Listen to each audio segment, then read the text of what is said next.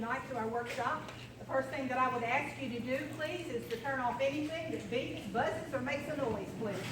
It would not only distract the people next to you, but it might get us excited up here. So if you would turn it off, I certainly would appreciate it.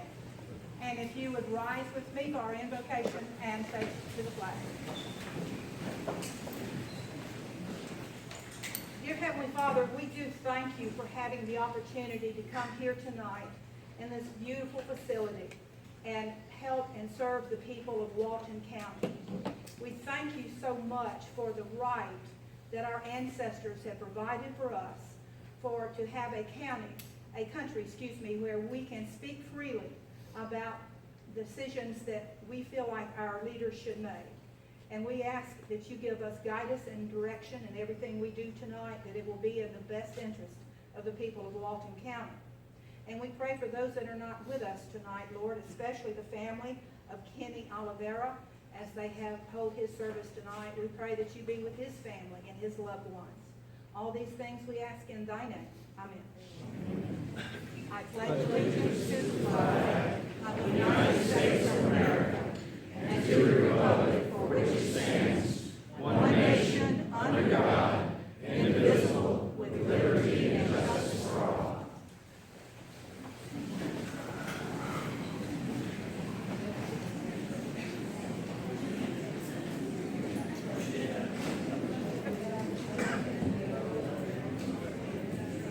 There again, I forgot the microphone. It wasn't on. It's not like the ones in our boardroom. There again, if you don't mind turning off everything that does make a noise, we would appreciate it. I want to just let you know that Commissioner Enfeld is out of town. He's in Washington representing us there.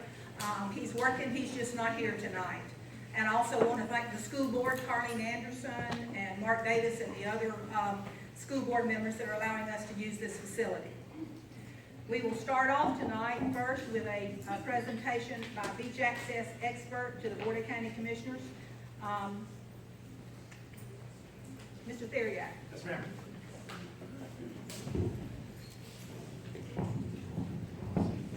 Good evening.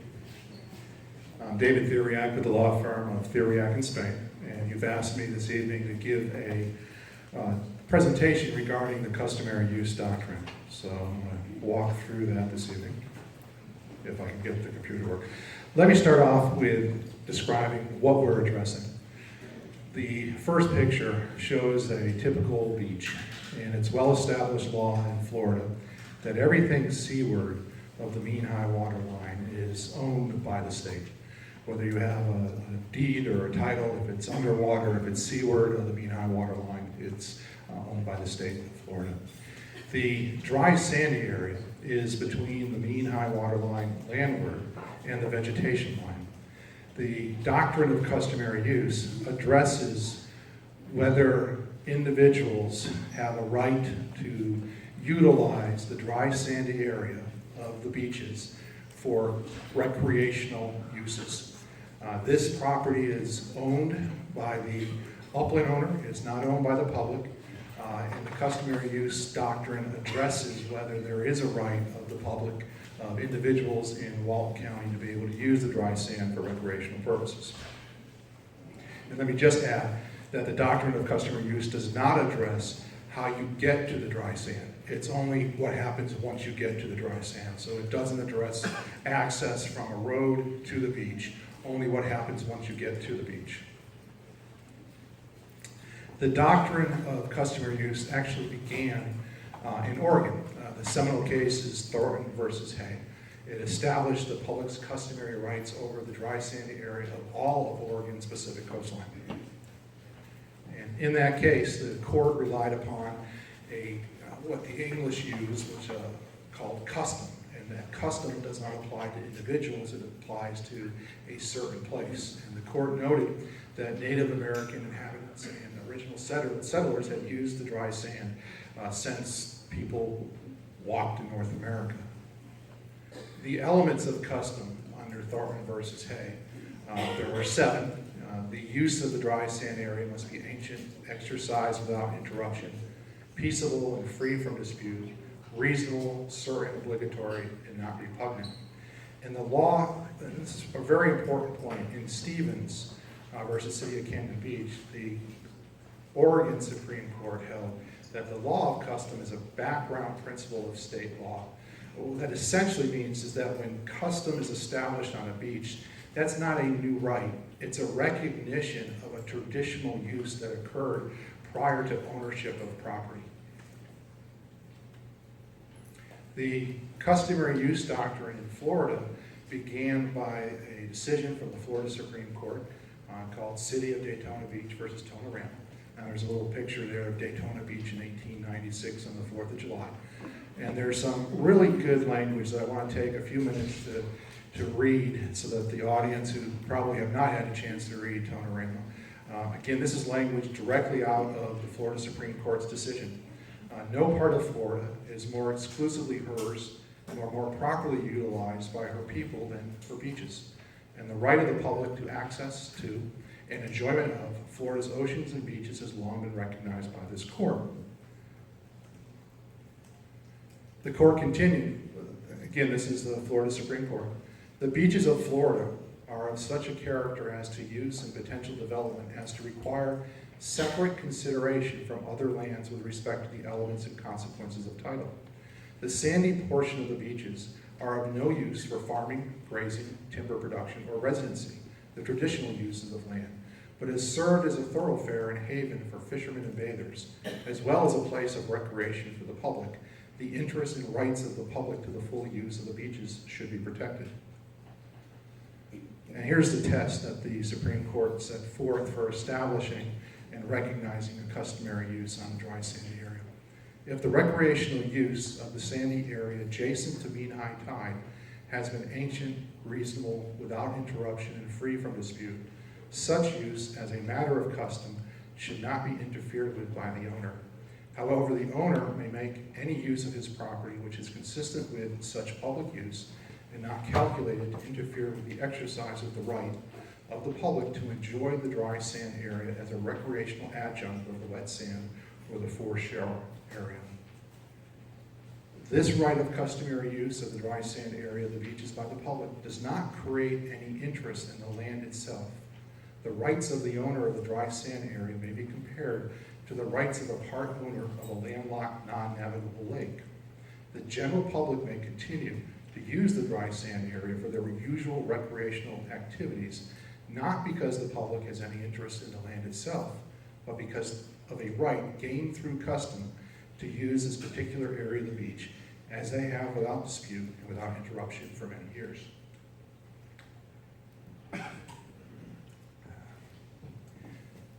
The Florida Supreme Court, in determining that customary use is something that is law in Florida, looked at a specific tract of land on Daytona Beach. Again, they set forth a standard of, is it ancient, is it reasonable, has it been without interruption, and free from dispute. It's not an interest in the land, it's not an easement, and it's referred to as the customary use doctrine in Florida. Now, there's a couple points in that I want to, before I get to this slide. You frequently hear, and that third bullet about does not create an interest in the land itself, you frequently hear that if the courts or a local government recognizes customary use, that the beachfront property owner will contend that you're taking away my right to exclude, that you're taking away one of my sticks in my bundle of rights. And what the Florida Supreme Court, as well as several other courts around the country, have said is that right wasn't in the bundle because of the traditional use of the beach. That when a beachfront property owner purchased his or her property, and there had been a tradition of folks using the dry sand for years, that beachfront property is different, and that right to exclude doesn't exist. And it's a co-equal right. The public doesn't gain title. What the public gains is the right to continue the traditional use of the beach. The upland owner owns the beach. The public has a right to use it for recreational purposes. They have a mutual use of the beach. One cannot unreasonably interfere with the other. In a case out of Volusia County, it's some really good language. It was decided now about 9 years ago, 2007. To establish a customary right, we do not suggest that the county must prove that cars, horses, or other modes of transportation have customarily traversed and parked on appellant's specific parcels of property. Rather, we read Tonorama to require proof that the general area of the beach where appellant's property is located has customarily been put to such use, and that the extent of such customary use on private property is consistent with the public's claim of right. What that's essentially stating is you will sometimes hear that you've got to prove up by lot, by lot, by lot, that somebody actually, since time immemorial, used that lot, that the Native Americans were fishing from that lot, or they were eating what they caught, and that for the last 2,000 years that there's proof of a continuous use of a particular lot. Of course, it begs the question that 2,000 years ago we didn't have lots. What this language essentially states is that the lot needs to be located in the general area of the beach where the parcel is located. So if you pick a region, if you have a beach, for example, and there are several different lots on that beach, if it can be demonstrated through evidence that customary use of that beach has been by the public for recreational purposes, since everybody could remember, then you don't have to prove that in 1922 on Tuesday, somebody was on lot 12. It's that the general area and any lot that's in that general area is subject to the customary use of recreational activities by the public. There are other states that have recognized the doctrine of custom: Hawaii, Texas, Idaho, Rhode Island, and Virgin Islands, as well as we already talked about Oregon. Texas actually passed a state law called the Open Beaches Act, and statutorily mandated the protection of the public's right when the evidence demonstrated that there was customary use. Oregon, I believe, has also adopted a state law to protect the public's right on the dry sandy area. The economic impact of tourism, while it is a separate issue than what constitutes customary use, the beaches in Walton County are what drives the tourism engine in Walton County. And here is just some figures of what's taken place recently. Tourism has a $2.9 billion direct economic impact annually to Walton County. 19,500 jobs are directly related to tourism. $202 million was spent on tourist accommodations in June and July of 2015. South Walton County was the #1 coastal economy in Florida for tourism in June and July of 2015. And there are 3.2 million tourists that visit South Walton County every year. If the public doesn't have a right to walk on the dry, sandy area, where are these folks going to go? And they're coming to Walton County, and I would suggest that there would be a substantial economic harm to the county. In conclusion, customary use is well recognized, it's established in Florida. The recognition of customary use is not a taking of private property. It was established in Oregon. In fact, after the Oregon case, it said it was a background principle of the law. A review was sought at the U.S. Supreme Court and denied. Justice Scalia did write a dissent in that case. And customary use can be evidenced through eyewitness testimony, expert testimony, aerial photographs of the general area of the beach. I was fortunate enough to be representing the city of Destin back in the late 90s when they were evaluating whether to pass an ordinance to adopt and protect the public's right to use the dry sand. And there, what we did as part of that analysis, we had folks whose families had been here for generations, grandmothers, grandfathers, bringing in photos. Maps can be used, FDOT aerial flyovers can be used, newspaper articles from the 1800s that describe events down at the beach. I mean, those are all part of the evidentiary chain that you look at in order to determine if customary use exists in a particular beach. And at this point, I'll be happy to answer any questions.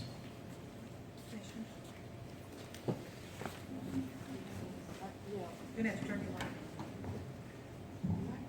My question would be, is customary use the only doctrine in which the beaches are declared public? Let me stop you for a minute. Could y'all hear her? Yeah. Are there other, my question is, in addition to customary use, the doctrine of customary use, are there other doctrines that dictate that the beach is public as well? There are two other legal theories that folks will sometimes attempt. One is adverse possession. That typically fails because in order to have adverse possession to create a right on the beach, you have to demonstrate that the public's use was actually adverse to the upland property owner, that the upland property owner attempted to prevent it from occurring, and that versus being permissive. And most of the cases, I think there's two cases where they're actually, many years ago, were able to establish an adverse possession claim, but most of them fail because of the adverse versus permissive nature of the use on the beach. The other one is dedication, and that one's even more difficult. The one that's been the most, for lack of a better description, most successful or the most utilized is this concept of customary use. And in part because you don't have to technically prove use lot by lot, whereas dedication or prescription, you do have to provide lot by lot. And when the customary use, that you can look at an area as a whole, if you take a particular beach, and say for 150 years, people traditionally walked that beach, they rode horses on that beach. Customary use allows a court to declare that that use existed prior to folks even owning their property. And so when they bought their property, it was burdened by the tradition of customary use. It's not a new right that's created. It's a recognition of something that existed before most folks moved down here. And just one last question. Is there a doctrine of public trust that exists? Yes, but that is, in Florida, seaward of the mean high water line. The doctrine of the public trust deals with the land that's owned by the state. I believe New Jersey extended the doctrine of public trust to say, well, if the state owns the land that is seaward, well, the only way you can get there is the dry sandy beach. So New Jersey actually extended the public trust doctrine to capture the dry sandy area that is landward of the mean high water line. Florida has not yet addressed that. And some people have argued that that would be a way to expand Tonorama, which would be to use the customary use and the public trust doctrine in conjunction. Okay, thank you. Yes, ma'am. I just want to make sure I understand. We're not saying here today, we're not arguing that people don't own the land. If they're upland-owned landowners, they own the property, whether it's to the mean tide line or wherever. We're only saying that customarily these beaches have been used. When they bought the property, possibly they saw people out enjoying the beach, so they kind of knew, what they were buying and that people were customarily out there. So we're not saying we're taking, we're just saying we recognize that you own the beach, but we also recognize that customarily from the Indians way back, it's been used. Is that kind of? That is precisely it, ma'am. This customary use doctrine does not take title, it doesn't question title, it doesn't question ownership. It establishes and recognizes that long-standing tradition of a customary use for recreational purposes. I had a case about 10 years ago dealing with customary use that ultimately ended up settling out. And the folks in that case, before they bought their property, walked the beach. I mean, most of the time when you start talking about customary use and the people that say, we don't want you on my beach, before they bought their piece of property, they walk the beach. I mean, most people, if they have a 50-foot lot, don't walk out the front door, walk 25 feet to the west, and then walk 50 feet over to the east, and then do that. People stroll the beach. That's what we do on the beach. Any other questions from the commissioners? All right. At this point, we're going to start taking comments from the audience. This is how this is going to run. We asked you to sign up when you came in. So I'm going to take the sign-up sheet as they were signed. What I would like to ask you to do, let's do like airplanes coming down the runway. I'd like the first 5, and I'll call them off, to be standing ready. We will give you 3 minutes, and I need to ask every one of you, please. I know we have difference of opinions in this room, but let's remember we all have a right to our opinion. And I know for a fact that my grandchildren are watching tonight, so I want my behavior to be so that my grandchildren won't hang their head. So let's try to remember that we are here at the school and we have children present. So if we will start off. Oh, yeah. What I was going to say, would you raise your hand if you have a vacant chair next to you so somebody could come sit down? Some of these ladies, if you want to come fill in these chairs. I don't think we have any extra chairs. Okay. If we can find some chairs, we might get some of you gentlemen. But there's a chair here. There's one here. Any of you ladies? We have some protesters over here. So is everybody kind of scooched over and giving somebody an opportunity? Very good. I will start with my list. We'll start with Celeste Cavina, and then we'll do Glenda Wood, Susan Palladini, Dolly Culp, and Ed Bayo. Did I get that right? If you will. And the 3 minute is here. You can see how much time you have left. Okay, my name is Celeste Cavina, and I have been enjoying the beaches of South Walton since the 1980s. Stop you for just a minute. Can y'all hear her? Is this not on? You may have to get it real Time close. is running out. That's all right. We'll start you over. All right. We'll start you over. You may have to hold. Is this? Can you hear me now? Yes. Okay. All right. So, my name is Celeste Cavina, and I have been enjoying the beaches of South Walton since the 1980s.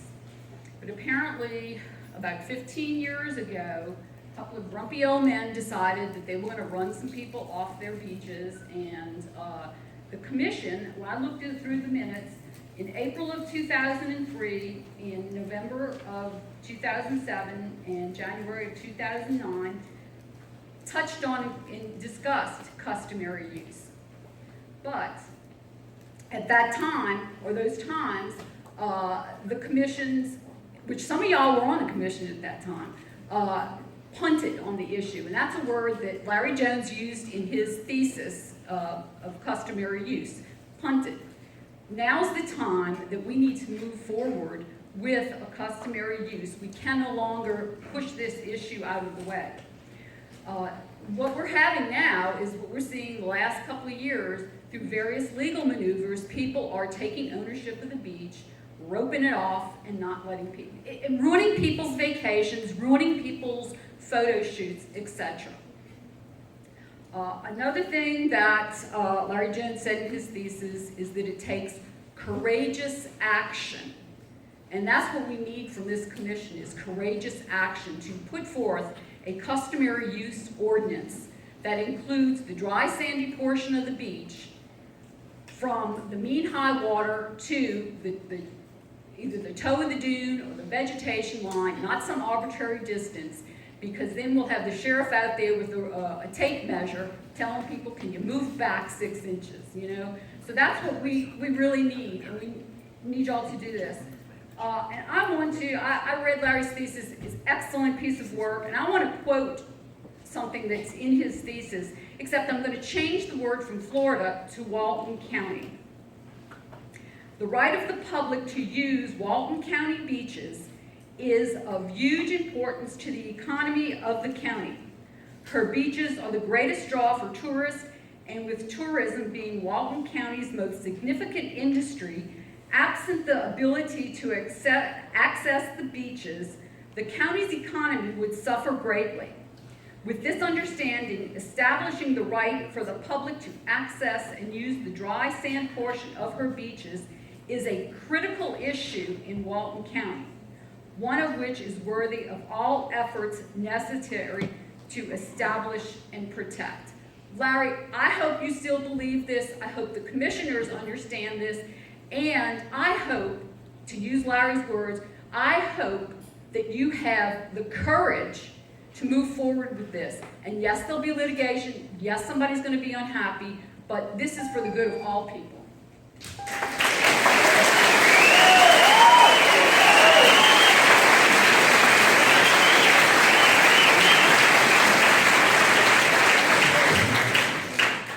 And that's one more thing, ladies and gentlemen, I'd like to ask you to do. Whenever y'all clap, it takes up the 3 hours that we have here, and I know all of you want to speak. So, and what everybody says on either side is absolutely wonderful. But there again, you know, if you would just wait till the end, and then, you know, because it does take up time. Ms. Wood. My name is Glenda Wood, and I have been using these beaches in Walton County all my life, and I'm pretty old. I wish my grandmother were here tonight, because if anybody had courage, she did. She was a pioneer in Walton County. She was born in 1876, as was my grandfather. They had a farm just the other side of Portland. They farmed it, and they raised 13 children until Eglin took their farm away. They were relocated, and they stayed in Walton County. My mother's family also lived in Walton County. They also came about the same time as my other grandparents. So my father did ride his horse on Grayton Beach to herd his cows, because there was no range law then. The cows went wherever they wanted to. My father told me many, many times when I'd say, Dad, why didn't you buy some more of Grayton Beach? And he said, because you can't grow anything in that sand. He was a farmer, as was my grandparent. My great-great-grandmother on my father's side was a Cherokee Indian. I don't know this for sure, but I am pretty sure that her family members enjoyed the beaches around here long before my immediate family did. I would ask the commission to have the courage that my grandmother, who was 5'2", the mother of 13 kids, and until the day she died at 97 here in Walton County, She fished and she walked on the beach. In Drayton, in Dunallen, by Lake Stallworth, in Inlet Beach, which was called Phillips Inlet then. She would be so sad and so disappointed to know that her granddaughter and her great-grandson were intimidated at Stallworth Preserve because my grandson wanted to fish. There were people who did not throw us off because I wouldn't leave, but they tried. We've used these beaches in a customary way forever. And I know almost all of you sitting at this table have a family connection as well. Many of you do. You're going to hear a lot of legal terms. You're going to hear a lot of measurements and a lot of that kind of information tonight. But when it comes right down to it, customary use is for the people. Next, I have Susan Palladini. Susan Palladini. I have no comment at this time, Mr. Lund. Okay, then you can lose your point, your place, honey. Next is Dottie. Yes, ma'am.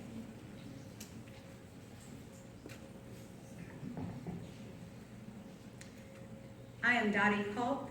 My family purchased property on Stallworth Lake on South Bishop in 1974, and we built we were the first two lots on the right-hand side as you go into the Stallworth Lake. And we built a garage with a little apartment over it and a 3-story house.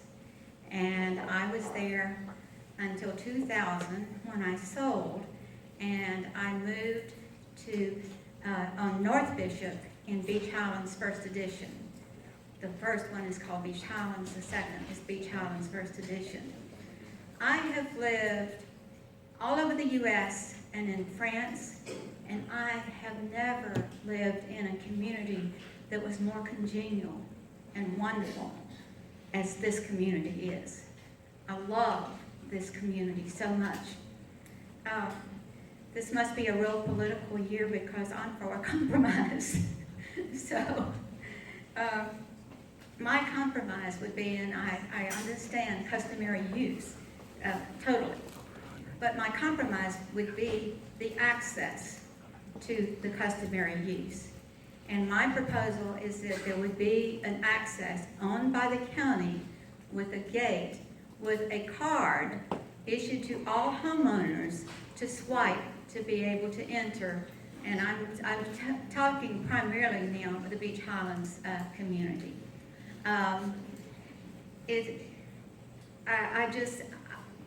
I also feel that something needs to be done to promote Topsail Park entry better. There needs to be better signage. Many of the tourists could go in there, and the amenities there are wonderful. I just had friends that rode their bicycles all over in Topsail Park, and they really came and said that was a wonderful experience. So that needs to be promoted quite better. For the cards to be issued, I'm sure there would have to be an annual fee, and that would be determined by the county. I ask you to consider this as a compromise. I guess I'm just a compromising person. Thank you. Next, we have Mr. Bayo. And as he's next, we'll have Ed Goodwin, Linda Hildreth, Emmett Hildreth, and Carol Gary, G-E-A-R-Y. All right, if y'all will line up behind Mr. Bayo.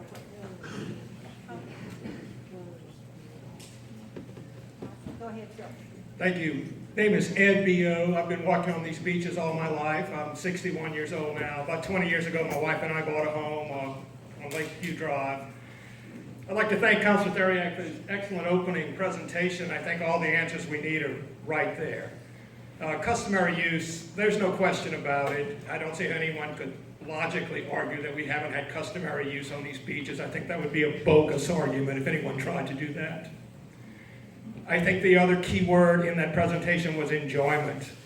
I think it is very clear that we are hampering the enjoyment of people by allowing people to put up no trespassing signs, to allow people to harass people who are just trying to enjoy the beach in a customary manner. I think it's very clear what the Florida Supreme Court meant when they said people had a right to enjoy those beaches. And I'm not saying this for myself, I'm saying this because I think all people who come down here are made better by the time they spend enjoying our beautiful beaches. It renews your connection as a human being with the natural earth upon which we all live, and I think that's something we could really use a little more of right now. So I think we should not throw the baby out with the bathwater and not lose sight of the bigger picture for the details. Enjoyment and customary use were the main points in that presentation, main points in the Supreme Court's ruling, and they should not be allowed to be diminished by minutiae and bogus arguments. Thank you. Thank you, sir.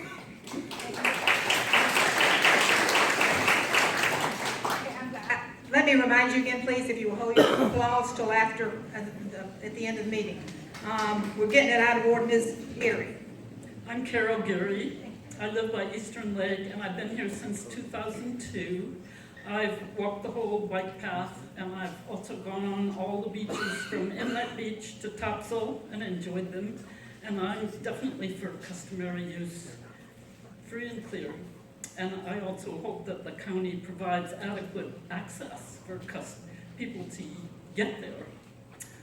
I just wanted to say that I spend a lot of time on Deer Lake State Park Beach in the summer. I walk it every morning. And I've met many people that say that they were kids here and their parents own cabins here and they just come here for a couple of weeks maybe in the summer. And all those people won't be represented, won't be able to come to a meeting. So I just want to kind of remind you that there are a lot of people who have customarily used this beach that aren't here at this meeting. Thank you. Thank you, sir. Thank you so much. Linda Hildreth. Ms. Hill, would you hold just a minute? I see Meg Nelson in the back. Can you hear us, Meg? Y'all can, okay, so y'all are gonna have to start speaking up. The people in the back can't. I have a loud voice because I was raised by a school teacher. But you're gonna have to start speaking into the microphone. Ready? Yes, ma'am. Linda Hildreth, and I listened carefully to what Mr. Theriak had to say, and if everything he said is true, which I do not accept with just hearing one opinion on one side of the question, but if the state of Florida has established everything he said, my question is why haven't they led the way and opened the beaches in front of the state park to the public free of charge? And my second question, if they have wisdom that we don't have, and these people from long, long ago, what was their customary use for? Was it to walk the beach? If that's true, I don't know anybody that objects to the public walking the beach. And if they have insight that we don't know, I would like a definition. Customary use for what? Is it for mini umbrellas, for tents, for coolers, for beer bottles, for whatever else they may use? Did they do that long ago? I would like a definition of what they customarily did in those years past that we don't seem to know, but the state of Florida seems to have established. I would like somebody to speak why the state of Florida hasn't done so. Thank you, Ms. Hildreth. Mr. Hildreth? Mr. Hildreth, you wanna go next? Emmett Hildreth, customary use, socialism. Socialism is defined as a hostility towards private property rights and a bent toward free distribution of wealth. That is the unquestioned definition of socialism. Customary use is socialism. And Ladies and gentlemen. customary use is socialism. You know, it's obvious here that there are very few people that are opposed to customary use, and there are many people here that think it's been well orchestrated to oppose private property rights. Now, my question is this: if the public wants to use the beach, are they going to pay taxes? Are they going to pay taxes? I'm sorry. Now, if they're not going to pay taxes, then they shouldn't be allowed to use the beach. Beachfront property owners pay millions of dollars for their lot and their home on the beach. Mike Huckabee is absolutely correct when he says, maybe we ought to just define the front yard of everybody sitting up there as customary use, and we'll just all have a picnic on your front yard. Now, my question is this with Mr. Theriak. Mr. Theriak is an attorney. Mr. Hildreth, you address your comments to the board, please. He's an attorney. He's from Tallahassee. He is not a citizen of Walton County. He doesn't pay taxes here. He doesn't live here. So this meeting orchestrated by the Board of County Commissioners for customary use, it defines itself. My question is this: are you going to orchestrate a meeting opposed to customary use? Or is this the spiel of the Board of County Commissioners customary use? So, you know, tourism is important, but the tourists don't pay taxes.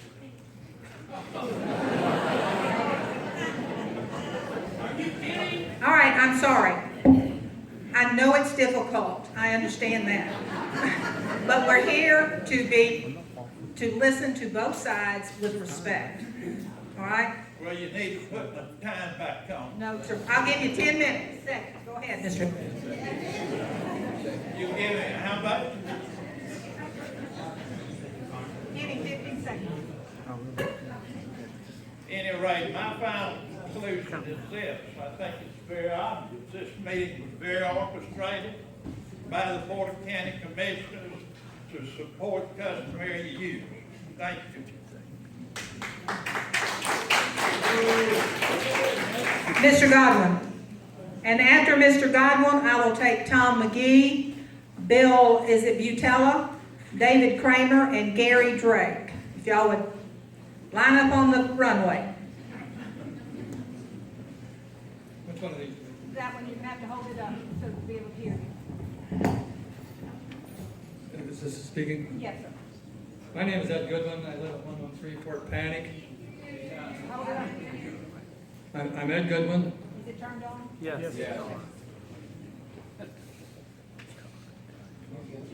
Using my time up there. Start it over, please. There you go. I wish to say that I am not an attorney, and the following comments must be considered as those of a layman. My wife and I bought our property. Hold it up. My wife and I purchased our property in this area at 113 Fort Panic in the early 60s. Prior to that, the property had been owned by the U.S. government and had been homesteaded to an officer from Eglin Air Force Base, and I don't think that while it was under the U.S. government, I don't think the public can establish prescriptive, proscriptive, or customary use against the U.S. government. I may be wrong on that, but I'm not an attorney. Since we bought our property, we have diligently maintained in compliance with Florida statutes, including the statutes on trespass. What you're talking about doing here tonight is taking our trespass protection away from us. And I will not sit by idly and let you do this. I have no problem with young kids and so forth, and we have no problem with people walking across our property down along the water line, which I believe is where they are supposed to be walking. They are not supposed to be coming up to our house. Now, what you're talking about tonight is they can walk wherever they want to. I strongly disagree. Article 10, Section 11 of the Florida Constitution clarifies that the statute of the state of Florida holds land to seaward of the mean high tide and trust for the public. The public has access by this trust. The NOAA Guide to the National Shoreline That term defined the mean high water line as a line which represents the intersection of the land of the water surface elevation of the mean high water. And the Florida law statutes establish that beach sand seaward of the mean high water line is private. I'll say that again. The Florida statutes clearly establish that beach sand landward of the mean high water line is private. The public down to the mean high water line. The public does have access below, at and below the mean high water line. They do not have a right to come up to my curtilage riparian property and use my property or our property as they see fit or as the county sees fit. Attachment 1 of the County Sheriff's Office SOP clearly indicates that all wet sand areas above the mean high water line are public from an arbitrary water's edge landward to the wet sand area to the erosion control line. Surveys by Walton County, the U.S. Corps of Engineers, and registered private surveyors clearly establish Thank you, Mr. Good. that the mean high water line is at 0.74 feet and is out in the water. The public does not have a right to trespass on my property. Thank you. Mr. McGee. Mr. McGee. Mr. McGee.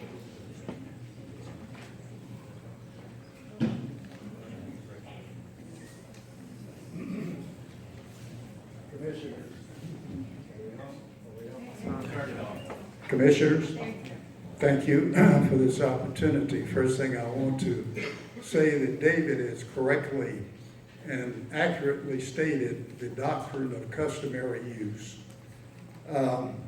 Sometime back, I became interested in this issue and brought it to the attention of the TDC board and recommended that they bring it to your attention. This was back in '09. I don't know what happened to it since then, but in any event, it has come up.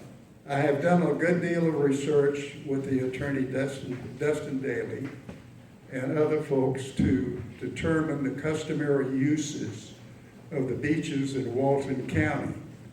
We identified some 156 witnesses who could testify to a customary use of the beaches in Walton County. We actually interviewed 23 of them. The only reason we shut this whole issue down at that time is the sand got pumped in on the 4 miles on the west end of our beach. The Supreme Court of Florida said that that was not a taking. The U.S. Supreme Court said it wasn't a taking. So I thought, and we knew that that sand was public. I thought that the sand would be continued to be pumped in, but that's not going to occur, it doesn't look like, at least any time in the near future. But customary use is a separate issue. And what we have found was that the customary uses of the beaches of Walton County were walking on them, swimming off of them, sunbathing, fishing, and playing games such as volleyball. This goes on and on for many, many years, and it goes way back to the time of the Indians, as a matter of fact. I don't think they played volleyball, but they certainly fished off the beaches, and they used the beaches. Some issues have been brought up about if disturbing the peace, things occur on the beach. That is not a customary use. And that can be addressed by calling the sheriff's office and taking whatever action they need to take with regard to uncustomary uses of the beach, okay? So please consider all of the testimony that you're going to hear today and rule in favor of customary use of these beaches. Thank you, Judge McGee. Appreciate it. Next, Mr. Butala. I know I'm murdering people's last names tonight. I'm so sorry. Yes. Yeah, thank you very much for the time, and thank you for the comments so far. It's been wonderful. I want to start out by just saying, first of all, that based on newspapers going back over 100 years, the public has had uninterrupted customary use of the beaches.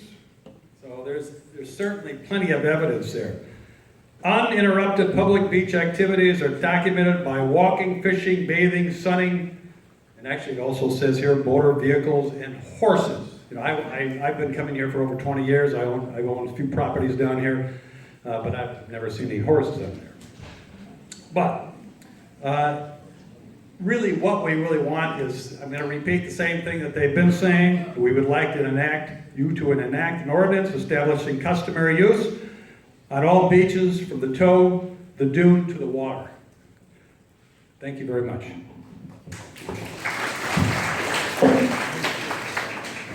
Mr. Kramer?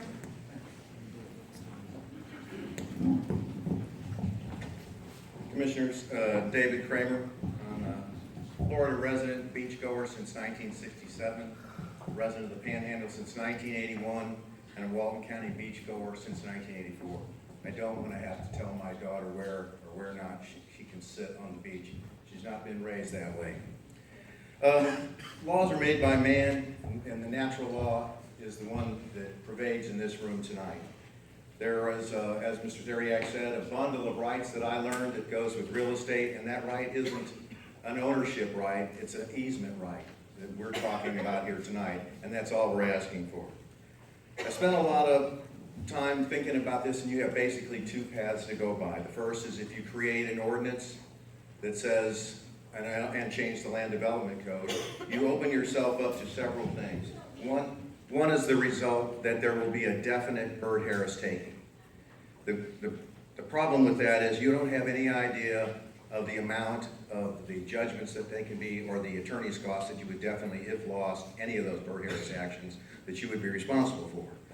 The county would pay all the legal costs for both parties generally, yourself included, plus the value of a judgment. I give you an alternative to that, and I spent a good deal of the day on the phone today with the firm of Foreman, Haggerty, Thomas, and Montgomery, which are some of the preeminent eminent domain attorneys in the state of Florida. Also, the Foreman Family Trust is a large owner, probably one of the third or fourth largest in the state, and they also work in partnership with the St. Joe Company quite a bit, and we discussed those things as well today. What I want to tell you is there's an opportunity for us here to take, if you choose to legislate this item, there's an opportunity, as an option, is an eminent slow taking of eminent domain. You would get first available to that, you would solicit the owners and give those the opportunity to donate, those of good mind and like mind and public spirited, to donate their property, the right of easement, only the right of easement, of course. I'm speaking of that only in all this. And they deal with their accountant, their appraiser, and the IRS on what they feel that contribution's worth to them. The second is, your second option after that, after you've been given which ones will give you title through the eminent domain process, is you put out to everyone a letter in threat of eminent domain. What that allows, it opens up all the rest of the owners to take a 1033 tax deferred exchange on the money. And what you have to do, and this is the important nuance to this, you have to give fair value and just a little over, in my opinion, to fair value, and I'll get to that in just a moment. And the reason you offer them that fair value on whatever you can determine this to be, and it'll be based basically on appraisals of whether the lots next door to houses that own all the way out to the beach and those that don't, and there are some of those in Walton County that don't. And the third option is you fill up, I'm sorry. I'm sorry, David. You eminent domain directly. Thank you. Thank you. You want to share that Visually with the rest? Mr. Drake. Good evening, Commissioners. This is ultimately for, Got it? how about this? Is this better? That's Good. This is about respect. This is the respect of property owners to have the quiet use and enjoyment of their private property.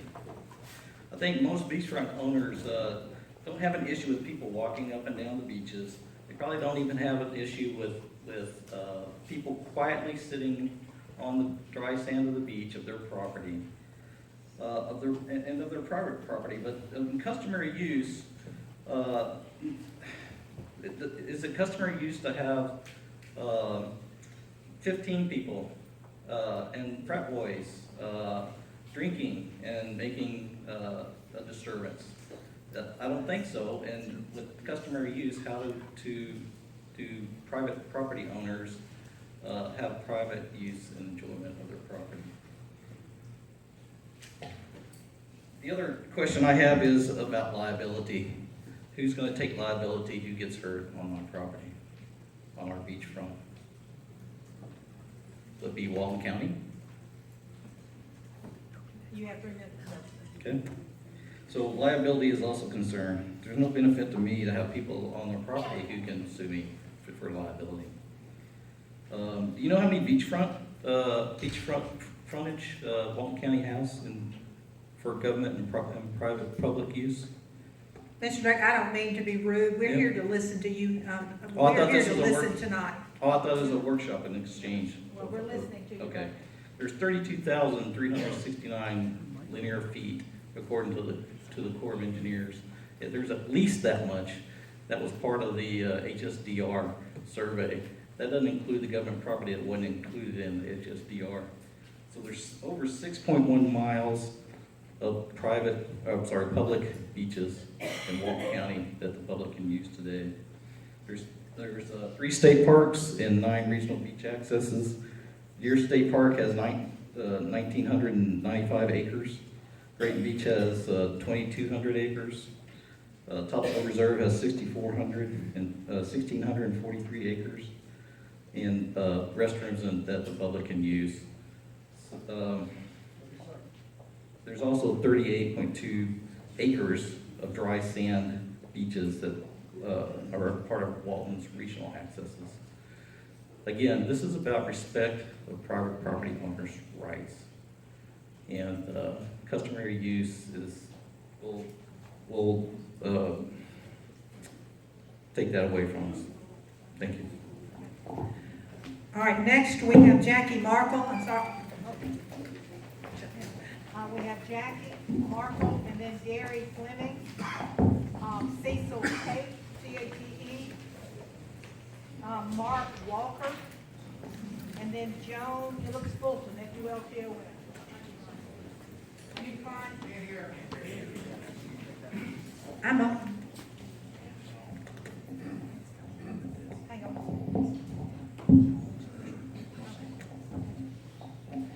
Ms. Markle. Hi, this is Jackie Markell. I agree that this is about respect. It's about respect for the citizens of Walton County to have access to the beaches that they have customarily used for centuries. As far as the activities that go on the beach, we do have a beach activities ordinance. And I think if we look at that, and we look at that from an enforcement standpoint, perhaps some of the issues that are bothering some of the beachfront owners could be handled in that way through enforcement of the beach activities ordinance that we already have in place. Maybe it needs to be expanded to include some other items, but that's something maybe we can look at.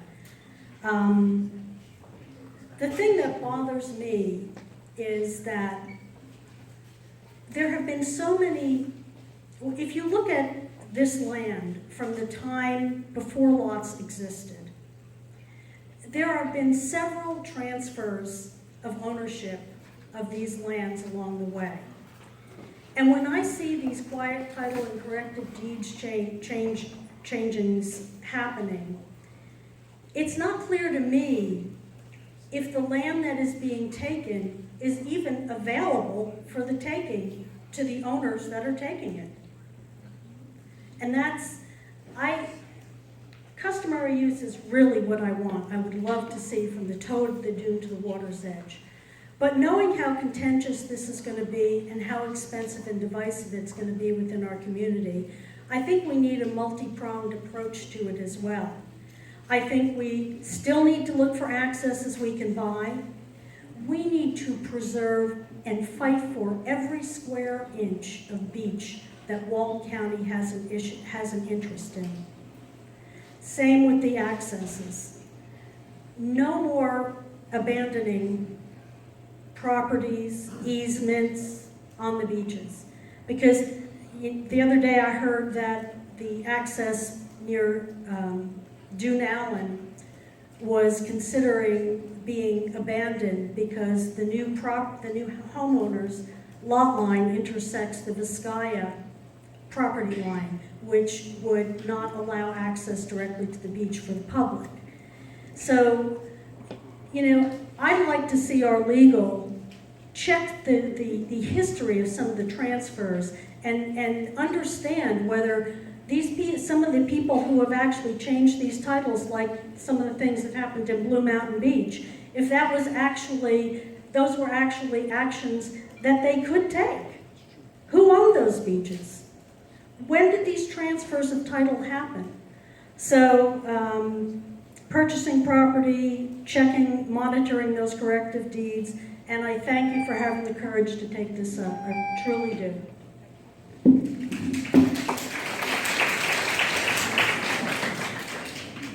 Mr. Fleming? Hi there, how are you tonight? It seems like the only thing that's not in dispute here is everyone loves the beach. And that's probably going to be the way it's going to be. I'm dismayed at the amount of controversy, but that's the way it is. We've had good comments made on both sides of these issues. And most likely we will see litigation as being the way out of this. Having said that, I heard a couple of different people talk about respect, and I think that's the key. I think property owners here, I respect property rights. We own land in 3 different states, and that property right comes with obligations as well. But I think property owners have had to deal with a lot of things. They've had people that don't respect their property, people that run over their mailboxes, people that leave beer cans and beer bottles on their driveways and that sort of thing. So I understand the frustration with that. At the same time, you have beachgoers that are respectful and I've heard property owners say they wouldn't mind someone coming down and respecting their property in a peaceful way, quietly sitting down there in the beach area. The issue obviously is going to have to be litigated to be solved, but I'd love to see us reach a compromise and a solution in some other manner. I think reasonable people can find the basis for agreement. And we all need to remember that these private rights, private landowners' rights, and the public rights were all earned by the sacrifices of men and women in this country. So we need to respect each other, respect the rights of property owners and what they've done to be able to achieve these things. It's a great country we live in. And at the same time, respect the folks that haven't been that fortunate for whatever reason, haven't been able to accumulate the same resources and their rights to access to this gorgeous beaches that we have here. Thank you, and thank you again for putting this together. Thank you, sir. Mr. Kate, sir, you decline. Okay, Mark Walker. All right. Mickey McCabe. You, okay, moving on. Robert Sheldon. I'll just do it so everybody.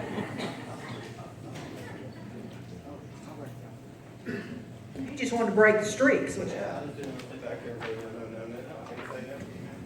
no. My name's Robert Shelton. I've been a property manager for commercial properties and private properties on Walton County beaches my entire adult life. I am not fortunate to own property on the beaches, so. And I don't ever have a problem with access. My children are here, my grandchildren are here. I've never had a single instance where they've been denied the opportunity to walk our beaches. I think what we need to remind ourselves here is once you give away something, you can't get it back. And if we give the state control, what are they going to do with it? Will they just allow people to walk on the beach? Or will there be more restrictions and more rules and more things that have a negative impact on the upland property owners? When we established the ECL line in the turn of this century, I was involved with it. I was the chairman of the Beach Safety Council for Walton County. I worked with Ronnie Bell and Brad Pickle. We promised every single property owner that nothing associated with the establishment of the ECL line would ever have a negative impact on it. We promised them that. And that's why they signed those easements. And that's what established the ECL line that we're all talking about right now. I mean, we have beautiful beaches. And let's give some credit to some of these properties, why our beaches are beautiful. We maintain them, we clean them, we keep them safe. We make sure that the guests that are coming down here spending the $2.9 billion are cared for in a proper way. And remember those $2.9 million in tourism, most of those people are staying on beachfront properties, and they want those. Excuse me. Ladies and gentlemen. No, that's okay, I understand that. But a lot of them, let's say a lot of them, are staying there, and the reason they come to our beaches is because the way the beaches are run now. Let's not do something that could impact our tourism and impact our economy. Thank you.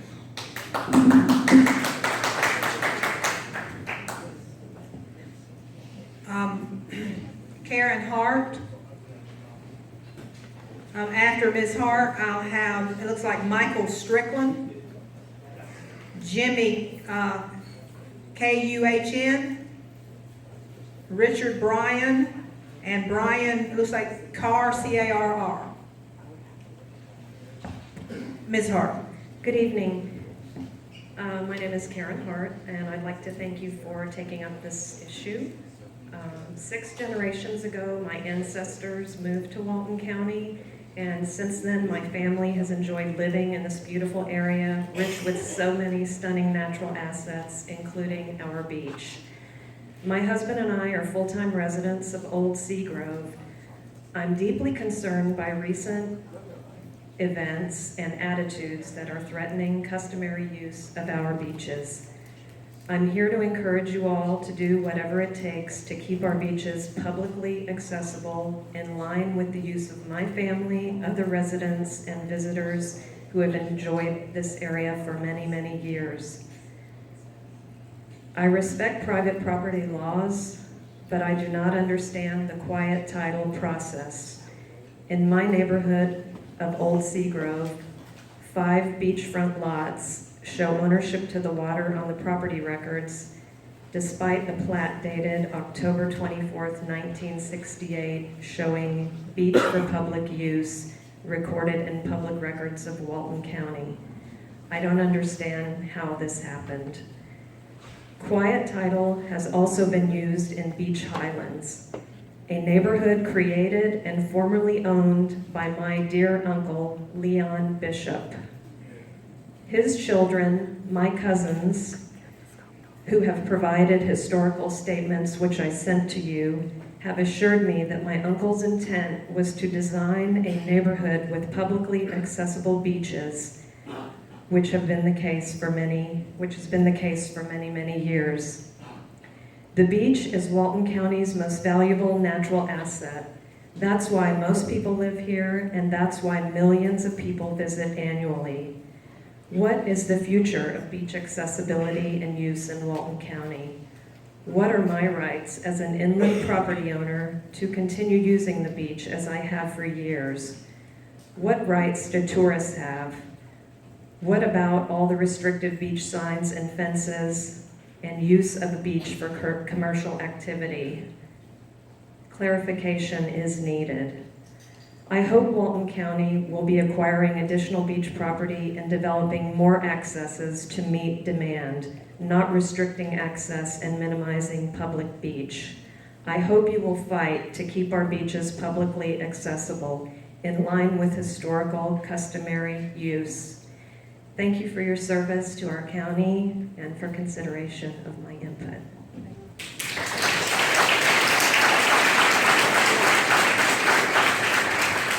Mr. Strickland.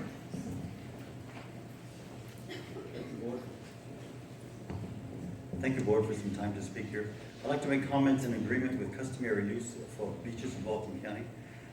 In reading the town newspapers, 1910, 1915, I haven't read much since then, but back there, in reading those town newspapers, there is no comment that I can recall that restricted beach use for the public in any way. Okay?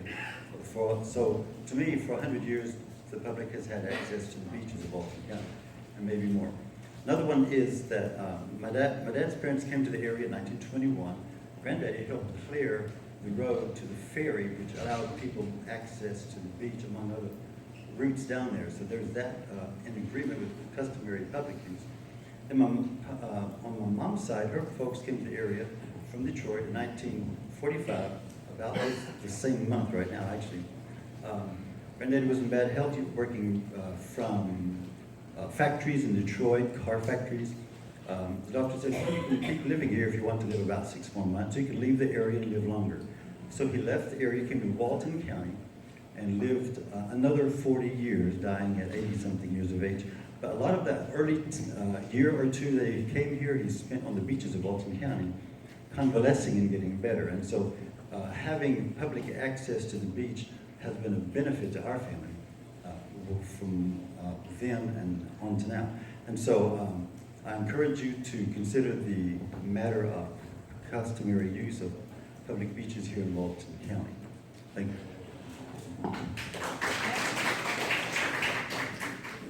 I'm gonna try one more time to ask if you will please not hold your applause until the end of the meeting. Jimmy. Coon. Thank you, sir. You bet. Thank you. Thank you for the opportunity to speak. My wife and I live south of 38 near Eastern Lake. I come as a member of the Emerald Coast chapter of the Surfrider Foundation, which is a national organization with local chapters all over the United States. There are 11 chapters in Florida. One of the Surfrider visions is to keep our beaches open for everyone.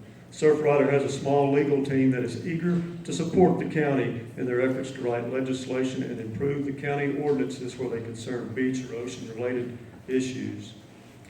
There are around 1,100 beachfront parcels in Walton County, with over 90% of the parcels privately owned, and with over 100 fences on the beach right now. Can you imagine the potential for no trespassing signs, ropes, fences, and chains as they increase? Even the beachfront owners won't be able to walk over to their neighbor's beach. We need to stop this madness now, and I have 3 suggestions as to how we can do it. First, we urge the county to enforce its obstructions on the beach ordinance.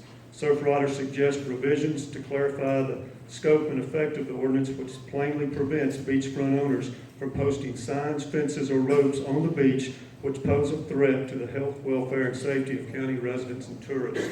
Second, the county must step in and intervene to protect the public beach access and use when it is threatened by beachfront property owners. The recent swath of quiet title actions along the Gulf is extremely concerning to Surfrider, as some appear to have usurped beach property title that rightfully belongs to the county and the public. Lastly, and most importantly, we urge the county to pass a customary use ordinance for all of the beach, from the base of the dunes to the Gulf of Mexico, for all of the beaches, all 26 miles of beach, for all of the beach access points in Walton County. Please don't just settle for a strip of beach 25 or 50 feet wide. That will be an enforcement nightmare with more signs, ropes, posts, etc. It's important to include all the beach, from the toe of the dune to the Gulf, for the length of the county. Let's keep our beaches public, either by acquisition, by legislation, by enforcement, and if all else fails, by litigation. As earlier quoted, the Florida Supreme Court, no part of Florida is more exclusively hers, nor more properly utilized by her people than her beaches. And the right of the public of access to and enjoyment of Florida's oceans and beaches has long been recognized by this court. Thank you for allowing me to speak. All right, Mr. Bryan. Thank you. And then after Mr. Bryan, Brian Carr. You're going to pass? Okay. Matthew Jones. You'll get in line, please.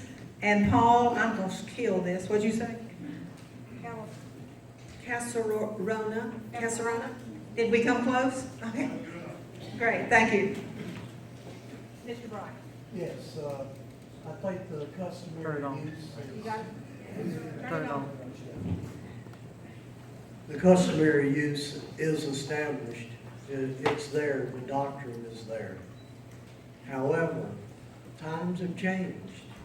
People's behaviors aren't what they once were.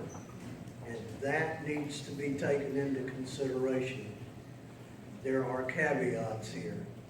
And if you want to protect these property owners that are sharing their beachfront, then we're going to have to do something for them to ensure that when they go out to their beach, that they have an area that they can set up in, that they are not having to clean up messes after wild parties or whatever.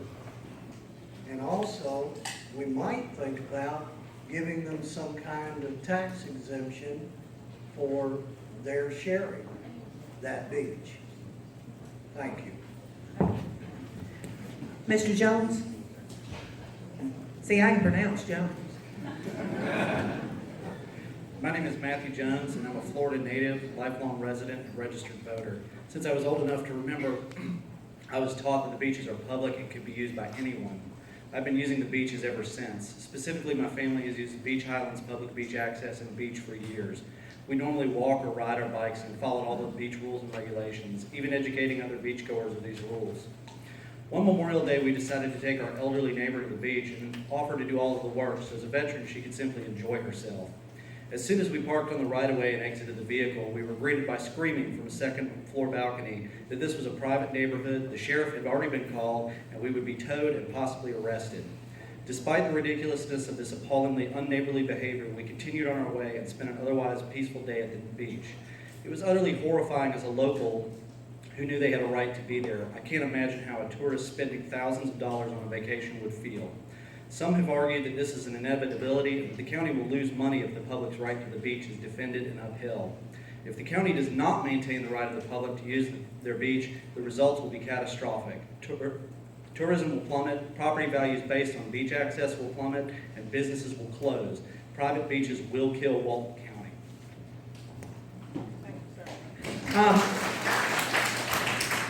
I'm gonna say Paul. That's fine.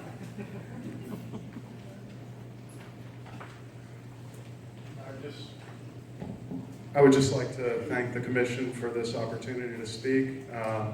I'm a relatively new homeowner on 30A. My wife and I purchased a house, actually, from the next gentleman who's going to come up and speak, and about almost a year and a half ago. But I have been vacationing here since I was a freshman at Auburn University in 1983. And I can promise you that I would not have vacationed on the beaches of Walton County for almost 35 years, nor would I have spent, I'm not a wealthy person, my wife and I are not millionaires, we're school teachers from Alabama. It was a huge investment for us to buy a home in Casine Village. We would not have made that purchase, nor would we have vacationed here for over 30 years if there had been limited or no access to public beaches. And I'd just like for you to consider that the people who live on the waterfront are not the only people who need access to this beach. What's going to happen to my property values if my public access to the beach goes away? I'm not a rich person. I didn't spend millions of dollars on my home, but it was a huge investment for me. And I picked this county because I love this county. And one of the reasons I love this county is because of the public access to the beaches. Thank you very much for your time.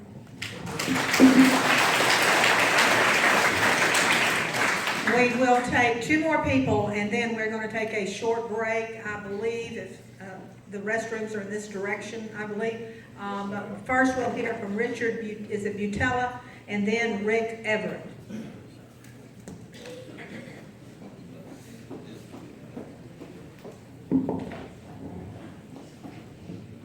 Yes, thank you for this opportunity to speak, and thank you for having that great presentation of the laws regarding customer use. Thank you for your great direction, Madam Chairman, in running this meeting. My wife and I have used the beaches since 1992 for sitting, walking, swimming, all the Segro Beach area. As noted before, there's considerable documentation in the newspapers about use of the beaches over the last 100 years at least for such things as walking, fishing, bathing, sunning, camping, and also actually, as probably some of you know, you've been here for horses and for motor vehicles. I wasn't here to see that, but I've seen pictures of it in the newspaper. According to that wonderful comprehensive review of the judicial law, it really strongly suggests that there's really no basis for beachfront owners to restrict the public use of the beach in South Walton. It's my understanding that our great sheriff has requested a director from the county to establish his role in enforcement. Frankly, I don't know how the county, in fact, I think it would be inappropriate use of funds, inappropriate for the county to take action on behalf of any beachfront owners to to restrict public use based on this summary of the judicial research. So what I want you to do, I mean, I know wouldn't want your job. You got a lot on your plate. But please, we need clarification as to customary use of the beaches. It's making a lot of people nervous.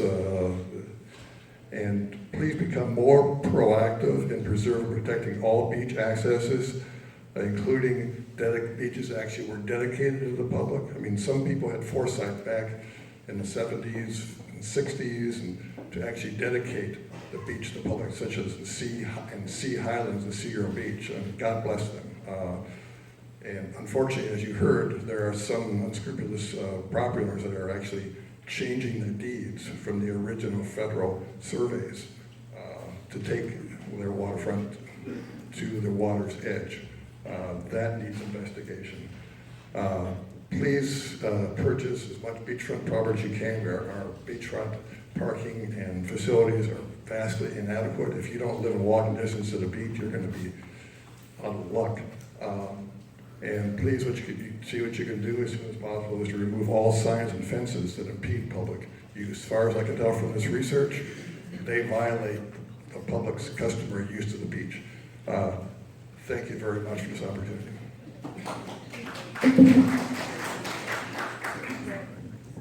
Thank you. I'm Rick Everett. I am a resident full-time, Walton County, fortunately, and very proud of that.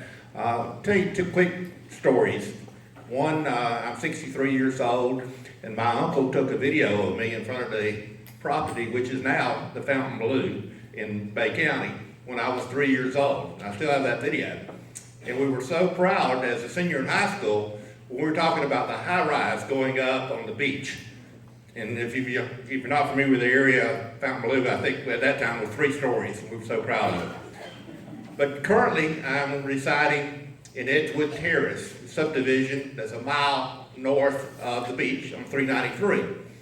We chose this area from adjoining inland county. Been a resident of Florida all my life. I was born in Panama City. But I cannot remember a time we didn't come to the beach. In the back of a pickup truck, a lot of times with the grill in the back, and went down and grilled hamburgers, and 2 or 3 families met us there at the old Wayside Park. What we're seeing here now is that 393 has public access down at the end, but my 84-year-old mother-in-law that comes to the beach with us, we go in that area, but she has to walk 300, sometimes 350, 400 yards to find a place even to put a lawn chair and to sit. So we're all benefiting from the popularity there, but we also are aware of that the beach is the reason people are coming. And there are people that are living in Walton County today as a result of the beach, and I'm one of them, but it's a very difficult task. Secondly, I'd like to tell you a story of a lake in an inland county. I won't name the county, but my dad was a county commission, on the county commission when they started selling lots on this lake. It was a lake where they actually trained the Navy divers. Beautiful area. Long story, really, really short. I moved back to Florida in 1984, went down to that lake. I had to put a chair on an asphalt boat ramp because the only public access I had to that lake was in front of the public boat ramp, 20 feet section. The rest of it was owned by the private residents. Public access is significant. People just quit going to that area. So with that said, I want to commend you guys. It's very, very difficult to create a balance here, but it's so significant. Walton County is doing a super job. I can share stories, and you guys are well aware of them, of people who didn't plan like you're planning. So I want to commend you with that. Thank you very much. Thank you. As I said, we're going to take about 10 minutes, if you'll indulge us, and we will be right back.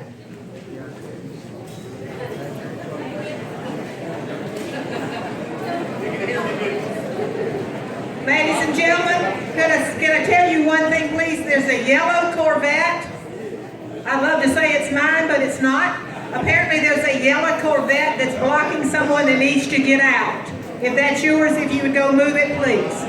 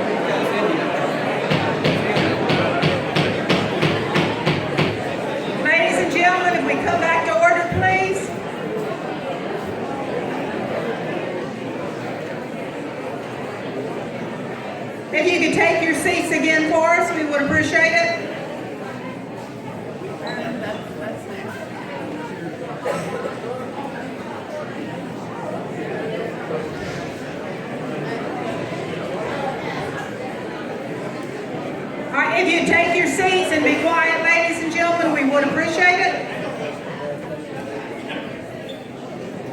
I did want to remind you, if you've been talking on your cell phone during the break, if you would please turn it back off for us, we would appreciate it. And I was remiss in letting you know when we first started. We started at 5 and we will end promptly at 8 o'clock. So we're going to try to stay on schedule. And my next speaker will be David Roshkoff. Thank you. I was going to speak about the economic impacts, as being a business owner for the last 30 years here in Walton County. But I think that those impacts are self-evident. There's no need to do that. But what I would like to do is make a few suggestions. I've been visiting a lot of the beach accesses since this issue has come up.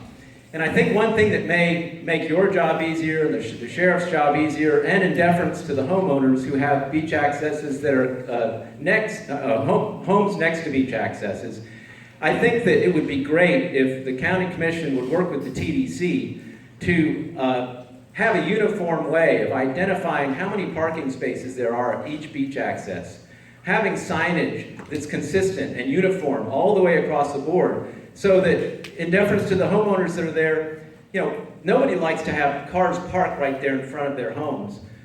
So if there's a sign that says there's five parking spaces, when they're full, you cannot park here. Just some way to work with the TDC and have that uniform signage and the uniform plan for all of the beach accesses. And also, please, we're talking about customary use of the beach. We have to ensure the customary beach accesses that exist and have existed for centuries. The other element that I wanted to ask you to do is work with the TDC. If there's any way possible that we could use TDC funds to buy beach properties, that's another thing that I think that should be self-evident as well. Acquiring more beach accesses is paramount. And thirdly, I think that we want to try to define what bad behavior on the beach is.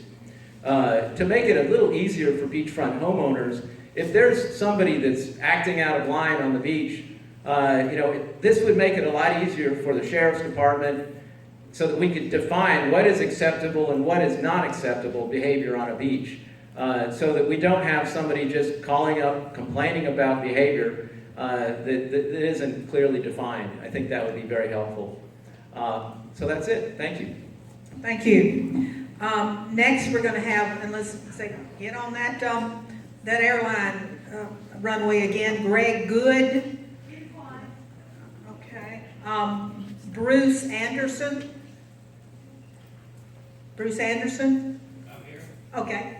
And then after Mr. Anderson, oh, this is a tough one.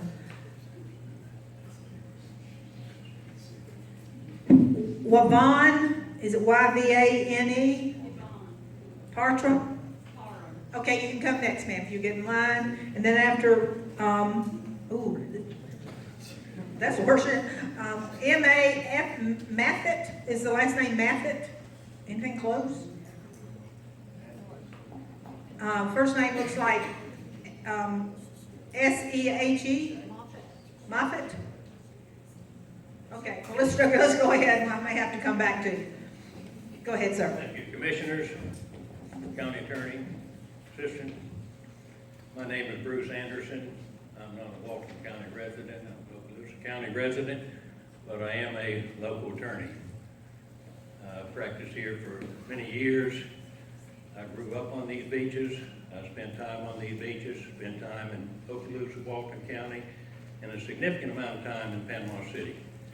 I saw the beaches grow, I saw the development, and as an attorney, I've been called upon by several homeowners and associations to consult with and assist them in what to do with what the county has done and is proposing to do with the beaches, and the access and the impact that it's going to have on the homeowners.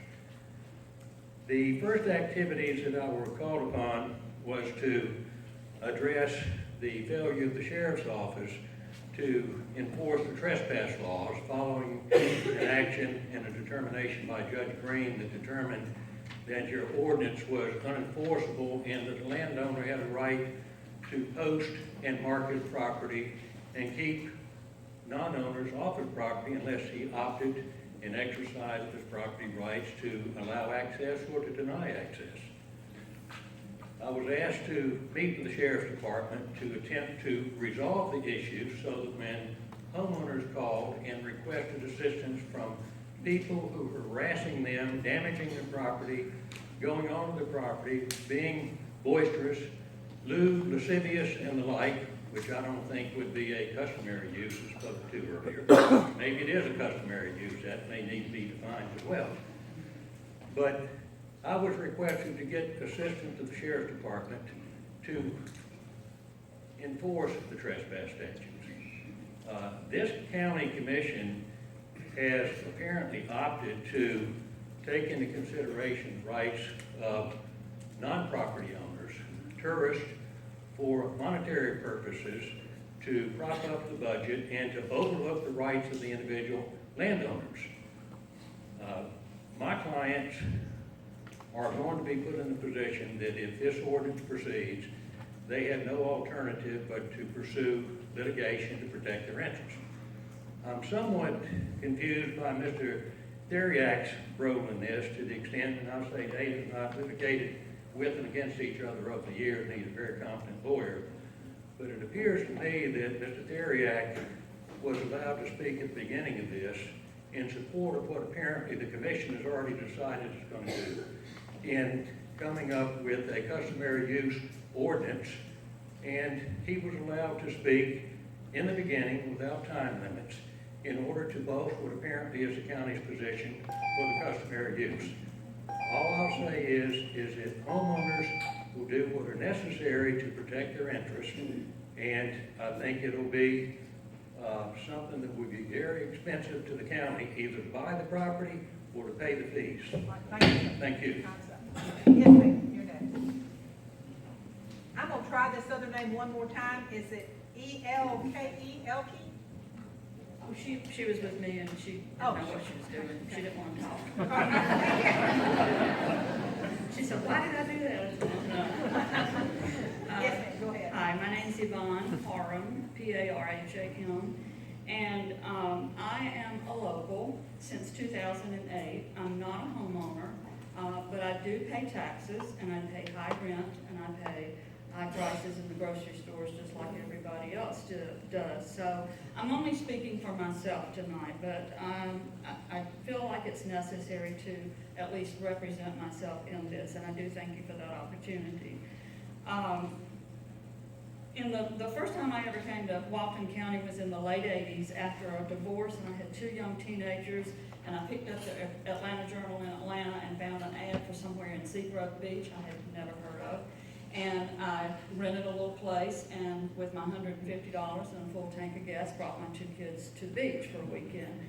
And they said, Mom, where are we going? I said, somewhere called Seagrove Beach. Where is that? I don't know. We're driving down these little dark roads. And I said, but as long as it's clean and my $150 lasts, then we'll have a nice vacation. So we did, and one day we took a little drive, and we wound up 5 miles down the road in Seaside, which was just being developed. And I thought I had found heaven. And I moved here after a long health battle, and after having to retire due to that, seeking serenity and peace and the ability to come to the beach and enjoy the beach when I wanted to go. I don't trespass on anybody's land. I respect the dunes. I pick up trash on the beaches. I fill in holes when I see them left on the beaches, and I do what I can to protect all of the environment that is here. So I feel like I do my part other than just packing up and coming to the beach. I had the unfortunate experience late last summer with my friend.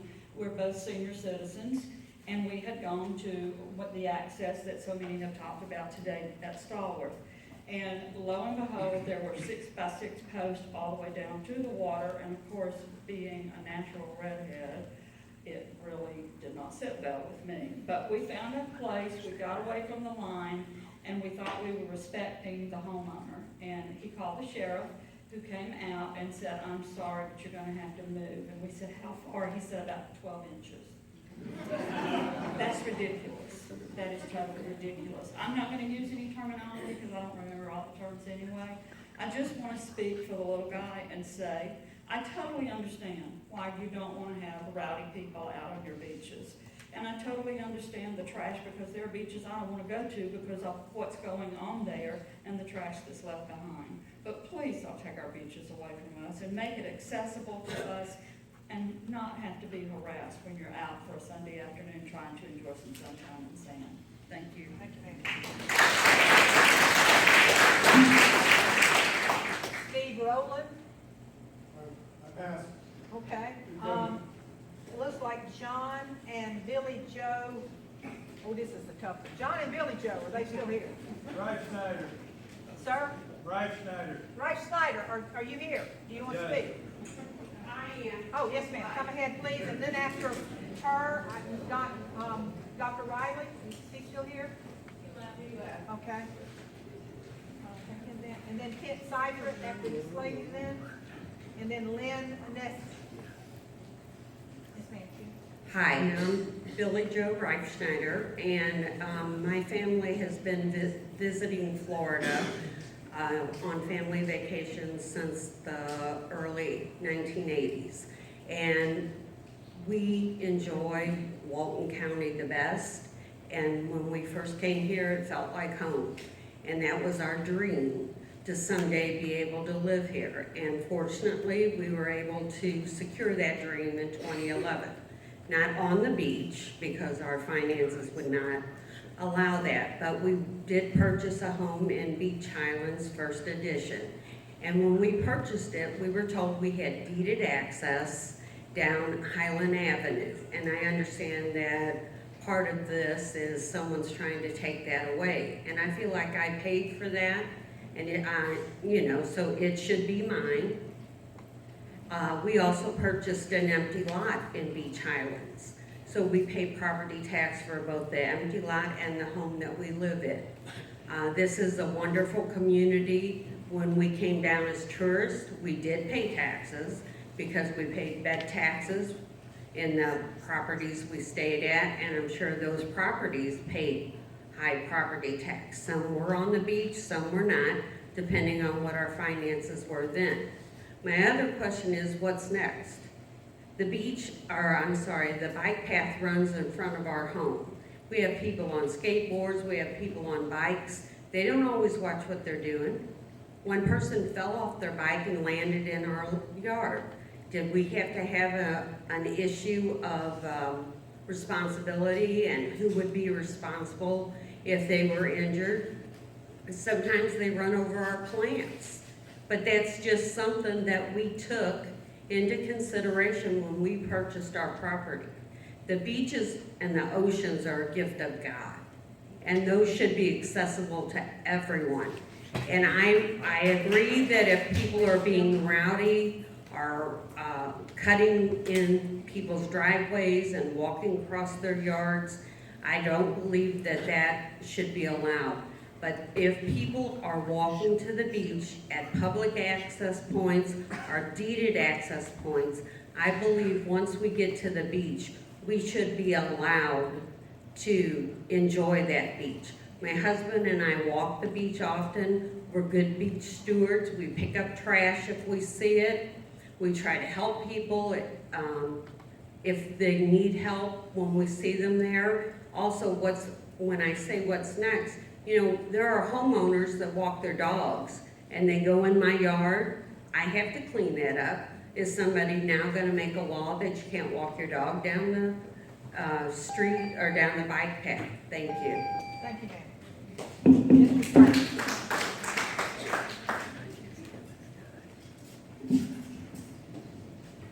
Thank you. Good afternoon, Commissioners. Kent Seifert, the law firm Hopping Green and Sam's out of Tallahassee, here on behalf of about 24 beachfront landowners. And I know the Commission knows my face. For the last year and a half, we've been battling the beach restoration project that the TDC has proceeded to push for 9 to 10 years. And what we've learned from that instance is decisions were made based on misinformation. For 10 years, the TDC made decisions based on the fact that they believed beachfront landowners wanted the renurfing project, when in fact 57 out of 1,000 wanted it. Millions of dollars were spent over 10 years. Millions, 3, 4, 5 million were spent, wasted. because they didn't go to the landowners first. And the lesson that we learned from that is base your decisions on correct and accurate information at the outset. And that's what this commission needs to do here, in this instance with respect to beach access. And now what I heard earlier, I believe, and I know Mr. Theriak very well, litigated with him numerous times, very competent counsel. But what I heard from him was an advocate. He was an advocate for establishing the doctrine of customary use. He wasn't a neutral party giving you the pros and cons on both sides of bringing a lawsuit on that issue. You didn't hear that. And that's what I would encourage this commission to do. Get somebody that's neutral, that doesn't have a vested interest in it, that's not going to make $1 million off litigating customary use on behalf of the county in the near future. Get somebody that's neutral and understand the pros and cons. I didn't hear one con from Mr. Theriak. Said, no, if you do this, the bad part is maybe this, or the good part is this, the bad part's that. There are bad parts to it. You didn't hear that. And I think this commission needs to get that neutral advice. And with respect to the customary use, what he did say is, while it's not on a lot-by-lot basis, he was speaking to the evidence to prove customary use with respect to one parcel. If y'all institute a lawsuit to establish customary use, you're going to have to sue every landowner. You're going to have to name 1,100 property owners to do that. Due process requires it. You don't take something from somebody or take property or put some kind of use on their property without naming them in a lawsuit first. So that's a very, very costly endeavor, and I didn't hear that discussed tonight, and that's something y'all need to consider before you go down this path. Likewise, you can't legislate. You can't pass an ordinance that says customary use applies to this. Just like you can't legislate that road is a public road, or we're going to deem your property public property. You can't do that. You've got to go to a court of law and get that declared, if that's what you want to do. So I would again encourage the commission to get some true, independent, neutral advice so they know the pros and the cons. And I understand it's a political year. You know, the elections are coming up, and there's a lot of votes in this room to take a certain position. But I would encourage you to do the right thing for the taxpayers and follow what the law says. Thank you.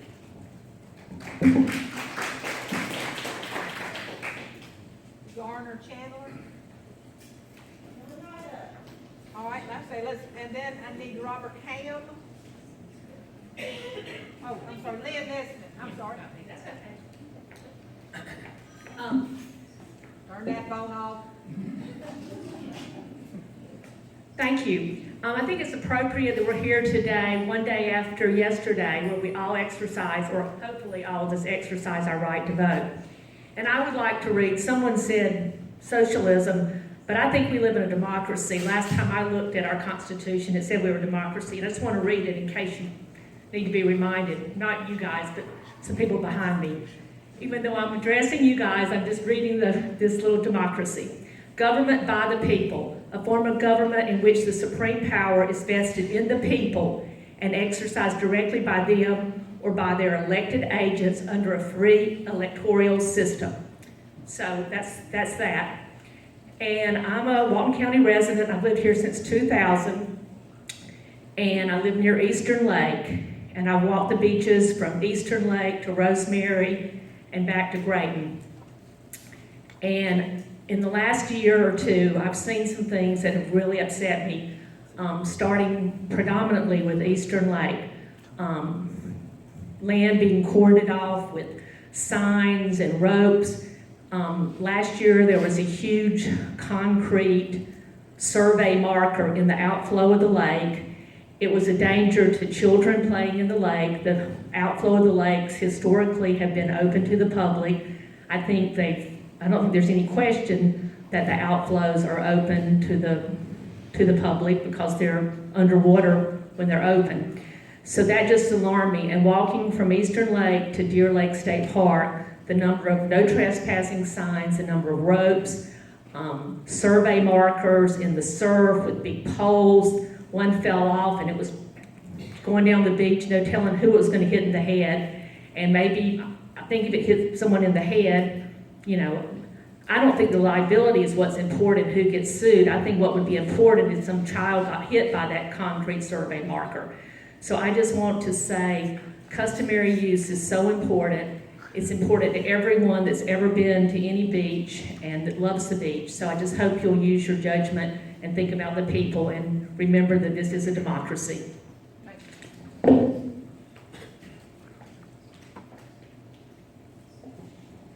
Thank you. My name is Garner Chandler. I appreciate your allowing me to speak on the issues tonight.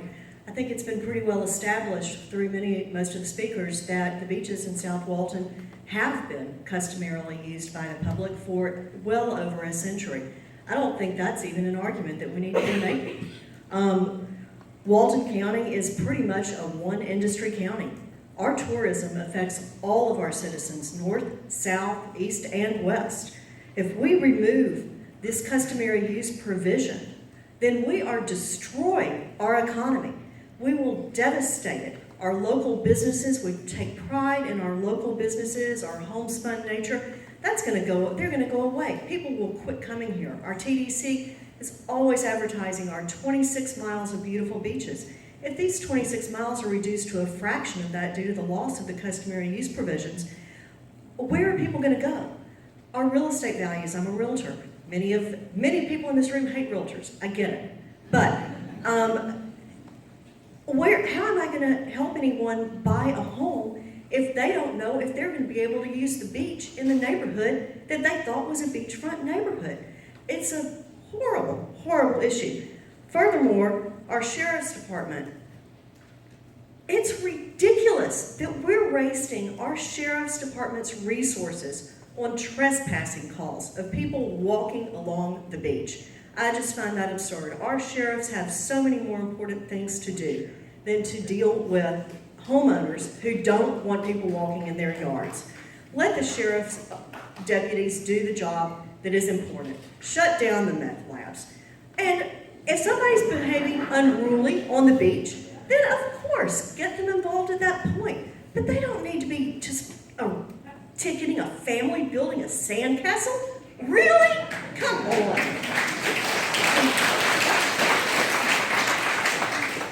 And finally, on the beach fences. When I moved here in 2004, my children were in middle school. Every morning after I dropped them off at the old Emerald Coast Middle School back behind Butler, I parked at a different beach access every day. And I walked from one beach access to the next. I have walked every mile of the 38 beaches at least 4 times. And during those years, we didn't have those fences. We didn't have those no trespassing signs. Now they're there. It's heartbreaking. The fences and the signs have got to go. Thank you.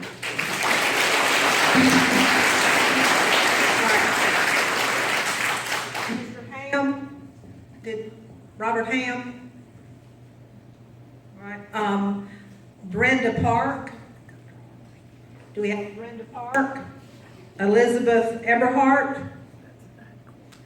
Anita Page?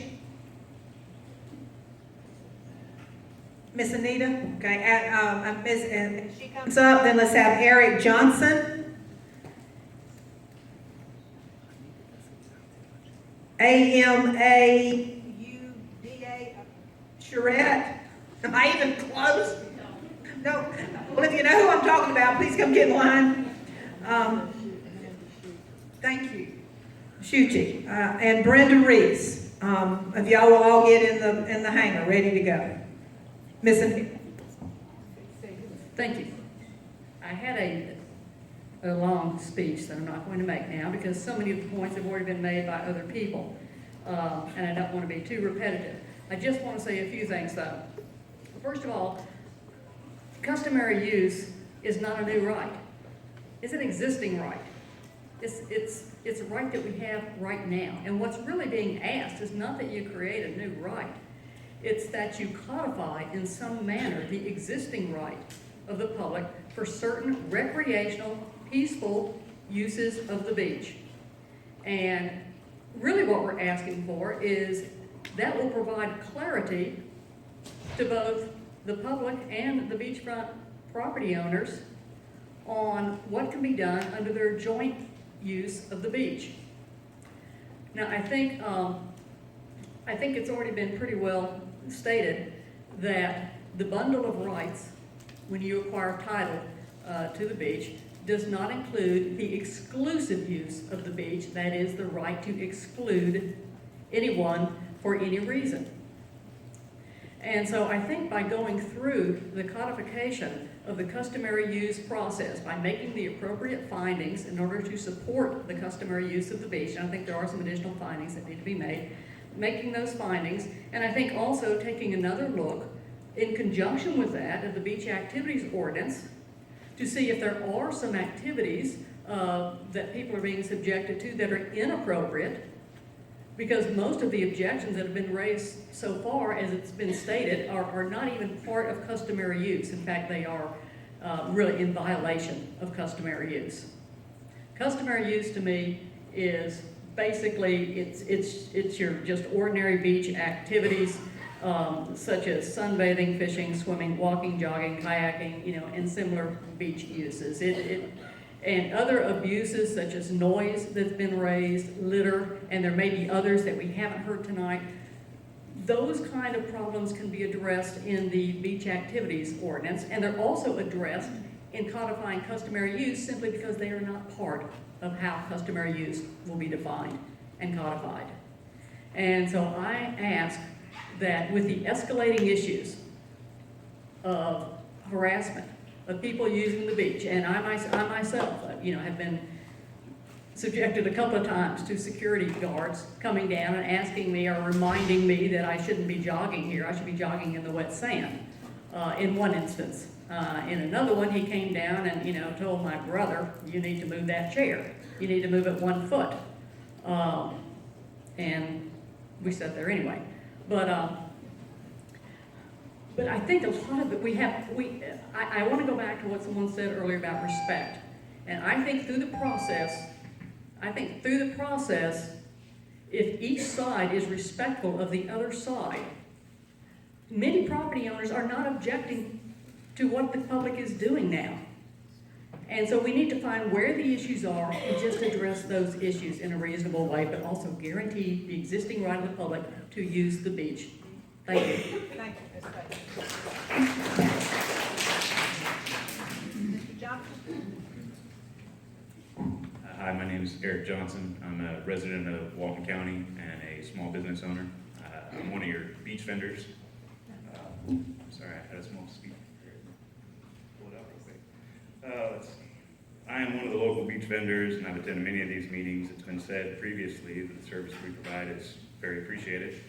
I pay over $1,000 in permit fees and tens of thousands in sales taxes each year. I employ some of those 19,000 plus workers that were mentioned, and I contribute to that $2 billion in tourist revenue as best I can.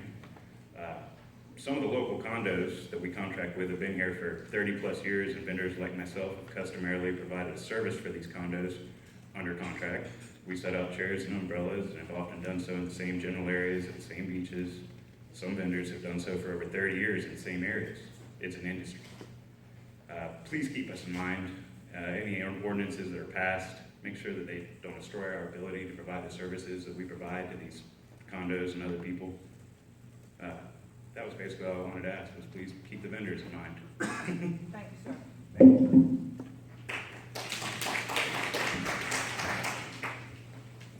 After Ms. Reese, I'll have Lisa Bauschy, Colleen I can't read it, S-A-C-H, Sachs?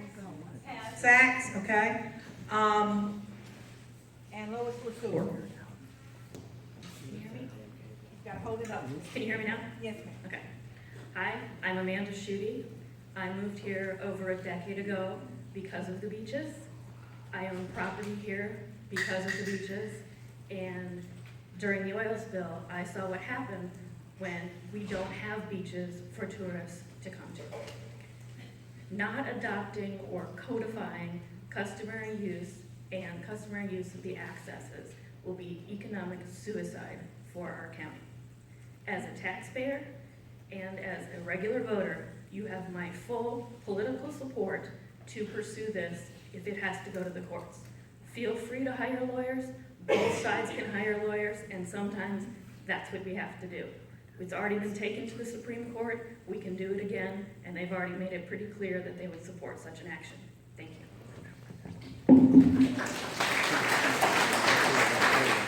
Ms. Brennan. Greetings, commissioners and Mr. Administrator and staff. I'm Brenda Reese, a Walton County native and resident of Eastern Lake. I could go on for hours about the history of Walton County, but we won't.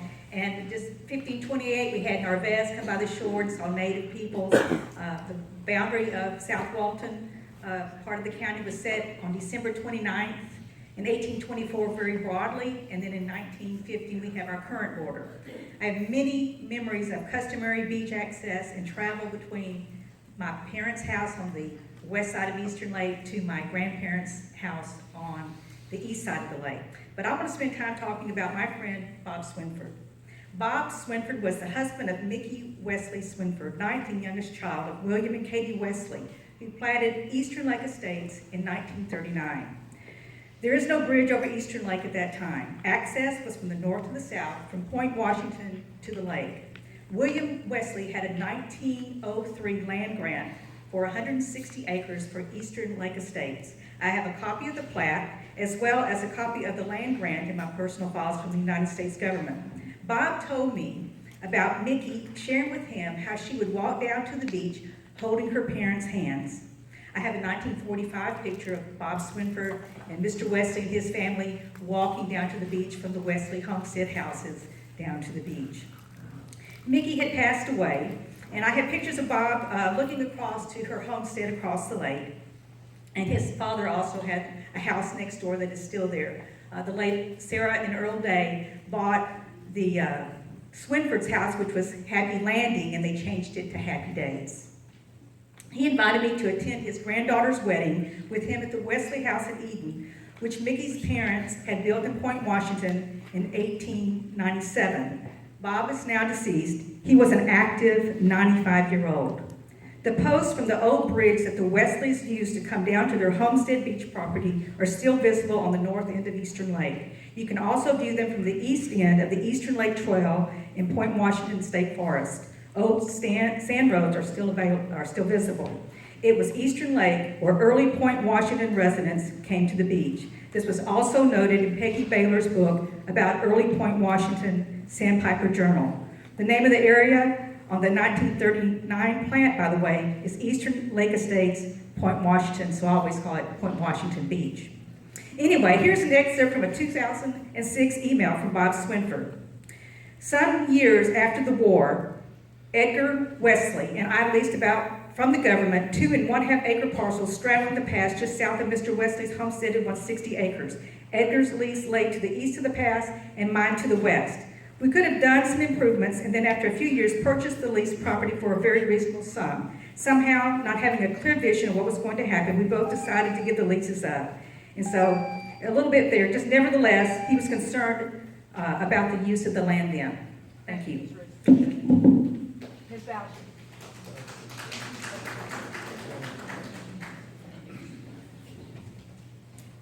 Hello, Commissioners. I want to set the record straight about a few things because I do have factual knowledge of them and I think it's important. The Beach Highland community did in fact go to a judge for clarification of the beach parcel in front of the beachfront homes. I think it's very important for people to understand that nothing is given by a judge. You have to present facts. Our facts roll in the public records of Walton County. I can appreciate that perhaps some nieces, nephews, etc. may be providing you with some information today, but an affidavit from Leon Bishop himself was a fundamental fact of our case. And, you know, I think Leon Bishop knows what he intended and he signed it, and he also deeded some parcels to the Gulf of Mexico along that stretch of beach. So I would encourage anybody and everybody that is interested in the facts of the case. It is all a matter of public record, open to anyone here in this meeting or anywhere else that chooses to look it up. So I just wanted to clarify that first. The second issue I want to clarify is that at no time did we seek to close the dedicated accesses to the beach. There are 2 of them. They are still open. They have been open. This decision was rendered in November. You might notice if you've gone to the beach there, we have no sign that says you can't walk on our beach, no sign that says you cannot sit on our beach, or you can't walk your dog on our beach. It's a neighborhood beach. And we fully recognize that there have been people from other neighborhoods that think they may be the same neighborhood, but they're legally not the same neighborhood in spite of names and so forth. But that doesn't mean we don't want them there. Good stewards of a neighborhood beach are not a problem.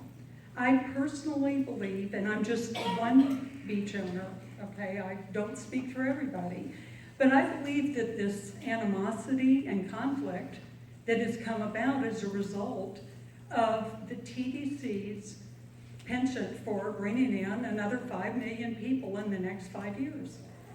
You know, we have all lived, I think, pretty much in harmony, those who were beachfront owners and those who were nearby neighbors that could walk, ride bikes, and come and share the beach and be good stewards of it. This is a fairly recent historical problem. I have no more time really, but you're welcome to walk, fish, swim, sunbathe.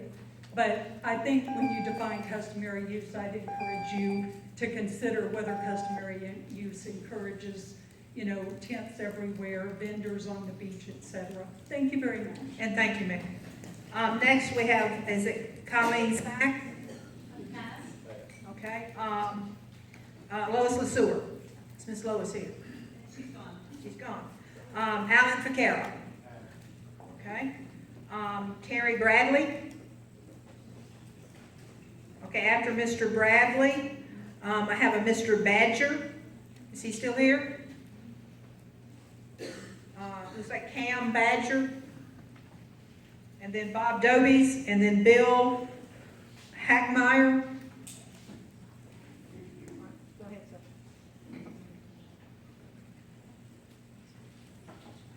Good evening, Commissioners, Madam Chairman. Can you hear me? Yes, sir. There you go. I'm a retired teacher, so I can probably use without this. But anyway, oh, and by the way, I moved my car. I guess the point of view that I would like to bring in tonight is one from someone who is not a landowner, who is not a resident of the county, but I would like to point out that the beaches are important and have been coming down here since the early 60s. And when you think about an economic impact, think about all the states surrounding Florida that people drive through and stay in and buy gas and buy food as they come down here to enjoy these beautiful beaches. I have not seen in all the years I've been coming down here these signs and these people sitting out by an access underneath a blanket saying you can't be on the beach, you can't do this, you can't do that. You know, this reminds me of an Aesop fable where they use the term dog in the manger. Dog can't eat the hay, dog can't use the hay, but he's going to keep everybody else from using it. I think just because you're capable of buying a large piece of property on the beach and building a beautiful home, maybe your dream home, but that doesn't somehow give you the right to restrict access to the people that would like to come and enjoy it. Earlier somebody said something about beaches and all of that, and I would like to see a realtor show me something that I can buy on the beach for less than $500,000. And I just think that if you stop and think about this, if you've marketed it correctly, and join all the groups together, I have never in my entire life been on these beaches and ever walked on the sand dunes. I respected them. I respected property owners' rights. I understand that if they buy something on the beach and they look out front, they want to think that that is their sole view. Back home, the city has public right to 20 feet of my property from the curb in. Even though I have to mow it, I have to take care of it, they have right to use it. You are the commissioners. You are the voice of the people who cannot take these positions and speak. I think it would be a huge disservice to put the rights of few in front of the pleasure and the use of many. And I think that common use, yes, market it. have rides. You can pay 50 cents to ride if you can't find a place to park. There's a lot of things you can do, but to close the beaches and give other people access, I think is important, but not to close the beaches. Thank you very much.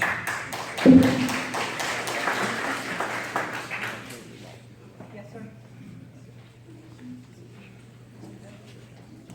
Kara, are you gonna speak?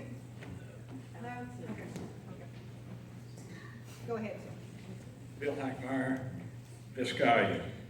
The previous fellow, he's welcome to our beach at any time.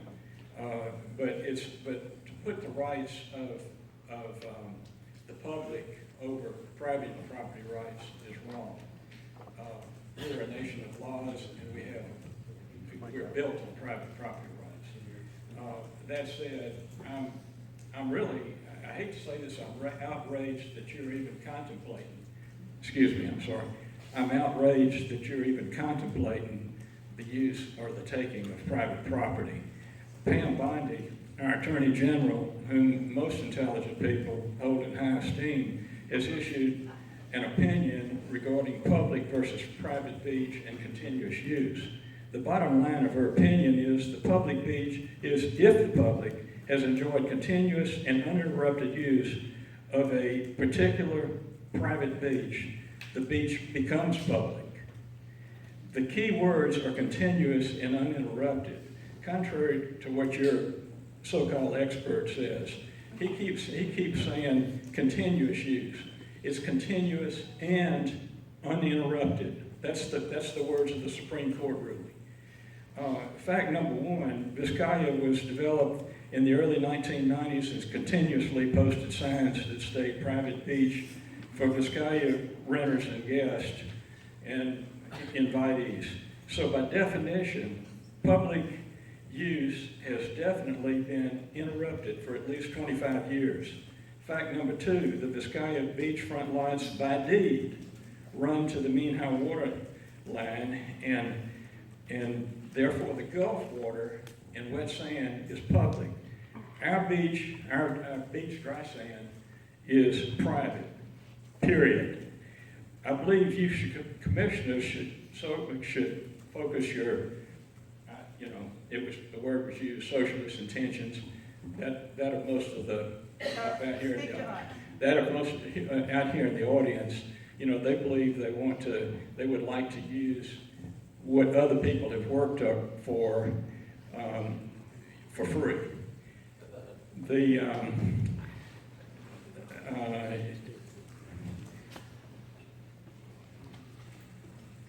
One last comment. I'm sure that they and you all would not like us coming and camping out on your front yard and smoking cigarettes, those of us who are foolish enough to do it, throwing our cigarettes across the yard, playing boom boxes, etc. So I implore you to let us enjoy our private beach. We don't mind people walking down it, we just don't want them planting their butts on it. Thank you.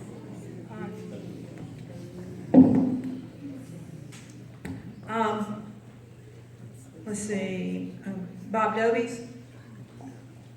Then after Bob, I have, looks like Dawn and Rick. Is it Curry, C-U-R-R-E-Y? Are you still here? Okay, if y'all will say, get on the runway. Okay, it's been a while since I stood before you. I have some concern, consternation, and confusion about the quiet, quick claim deeds. I'm the third person that has brought that subject up. We don't understand it, how it happens, but there is a controversy that goes back over a decade, and it seems to have occurred again most recently. And I hope somebody, whether it be the media or the legal office of the county, could offer some explanations of how that comes about. If in fact somebody can make a claim and it was not previously their property and get ownership, and the cost of that property, the cost basis is only the tax stamp put on it, then that should be the basis of the value of the property. And I think the county should take it back for that amount of money.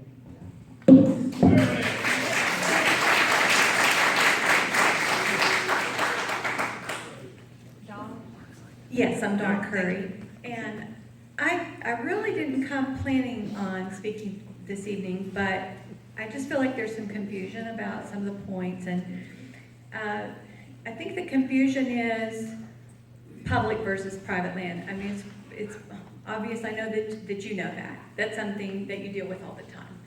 Public use of private land is, you know, it's a big problem. There's an emotional response to that. People feel like something's being taken from them. That causes an emotional response. However, nothing's being taken from those who have the desire to use the public beaches. There are public beaches galore. So I would implore you to make the public beaches accessible to the public. The state-owned beaches, easily accessible to the public. And those that are paying property taxes, I think there was confusion too about taxes. Sure, we're all paying taxes. Some of us are paying specific property taxes for a beachfront parcel. That's a different matter. So, and then the liability issue. And there's no concern over someone like on a sidewalk walking along the water's edge and using that water's edge. But all of the public beaches that we have tons of options for those who would like to use the public beaches. That's great. And I think that that's really what we're talking about, not laying claim to those who are paying private property taxes for purchases that they've made, and that is their personal property. I think that's kind of part of the confusion in my mind. Thank you very much. Thank you. Next, I have Betty Cork. Is Miss Betty here? Okay. And then after Miss Betty, we have Pat Cummings, Joan Kennett, Kennet, Sharon is like Higgins, and then Nancy Meada, Meehau. Y'all want to line up on the runway? Yes, ma'am. Okay, I'll be brief. From 2004 to 2008, I lived in and owned a house on Blue Mountain Beach Road, which was beachfront property. I thought then, as I think now, that all beaches should be open and accessible to the public. Thank you.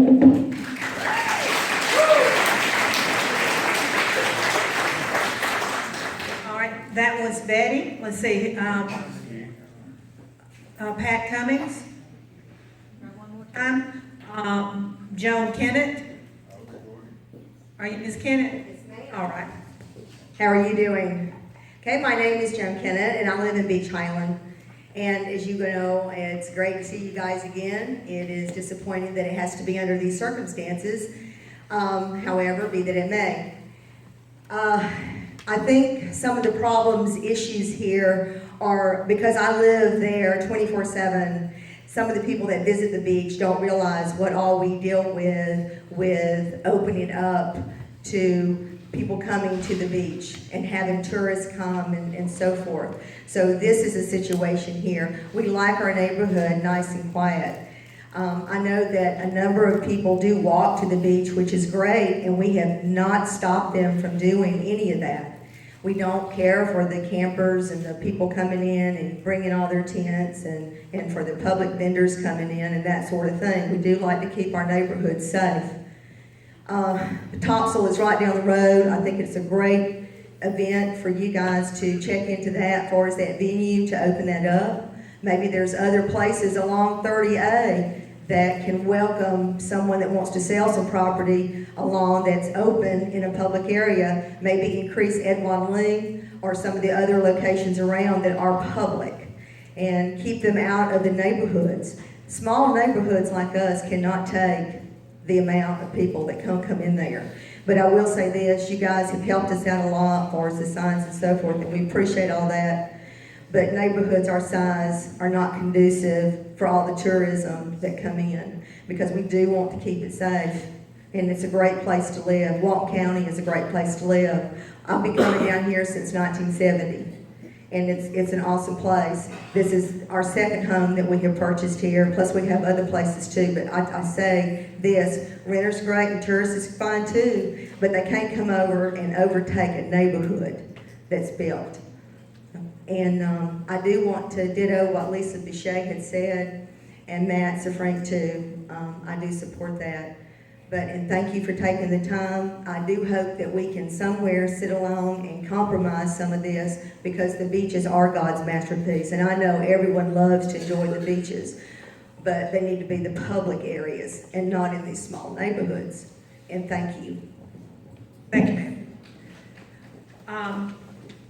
Joan, is she still here, Joan Kennedy? Oh, I'm sorry. Sharon Higgins? Yes, ma'am, if you would say, come forward, and is Nancy Mihas still here? If she is and wants to speak, I say, and is there anyone else, this is your last opportunity, is there anyone else that wants to address this issue? If you will come over and get in the line, sir. Yeah. This airplane's taking off. Yes, ma'am, go ahead. Okay. Hi, I'm Sharon Lowe Higgins. I live in Seacrest. It's a shallow community. We don't have problems with access.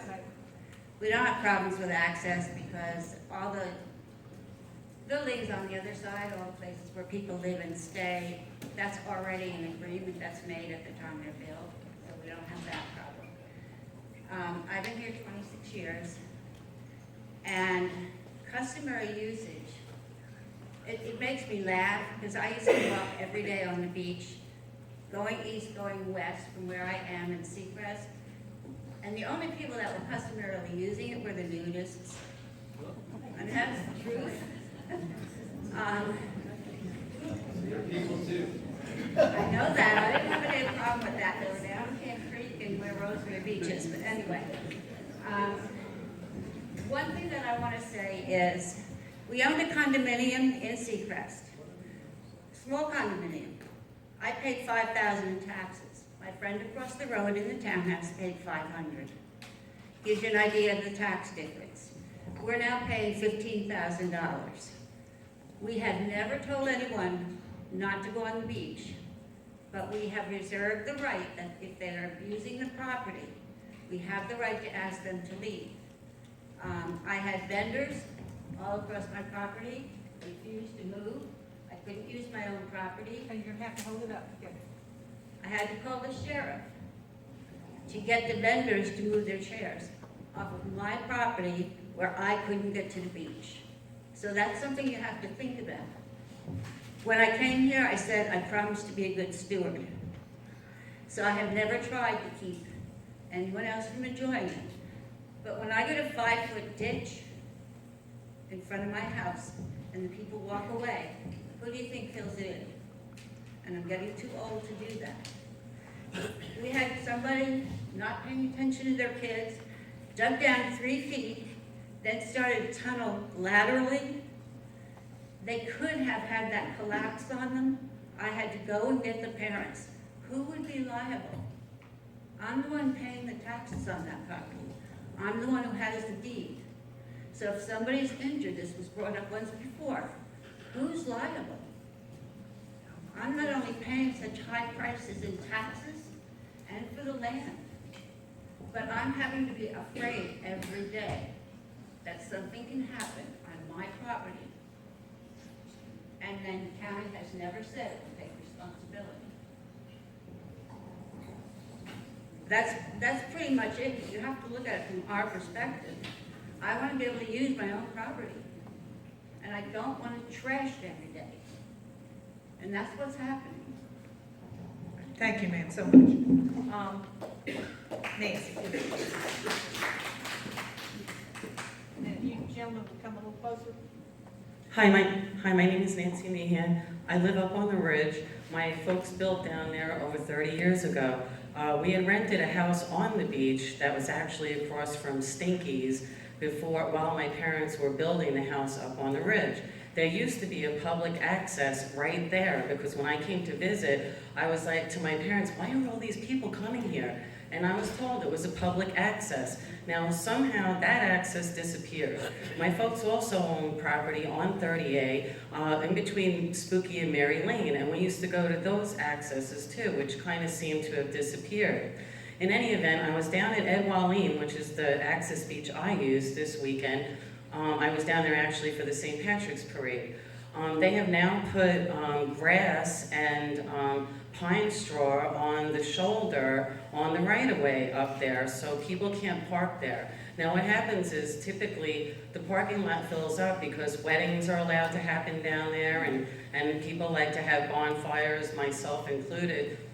But a lot of people come and take up the parking spaces. So at least you could park on the shoulder, and you had about 5 spots that was there. Now, all of a sudden, those 5 spots are gone. And of course, right across from Ed Wallin, the property that was used previously for parking, I was told now a restaurant is going to be put on it.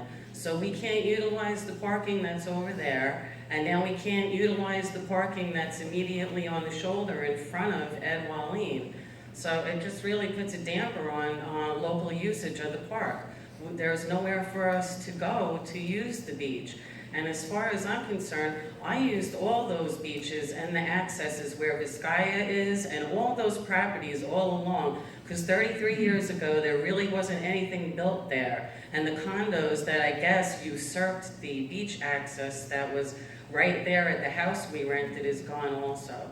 So I would just hope that possibly they would get rid of that grass too and make it functional again, because it's really not pretty anyway what they've tried to do there, and it was at least functional. Now it's not functional anymore. We lose 5 more spots, and they want to build a whole bunch more things. I live by where they want to put the Fox Lake development on that. They want to put over 100 homes there with like 70 or 40 multi-family homes.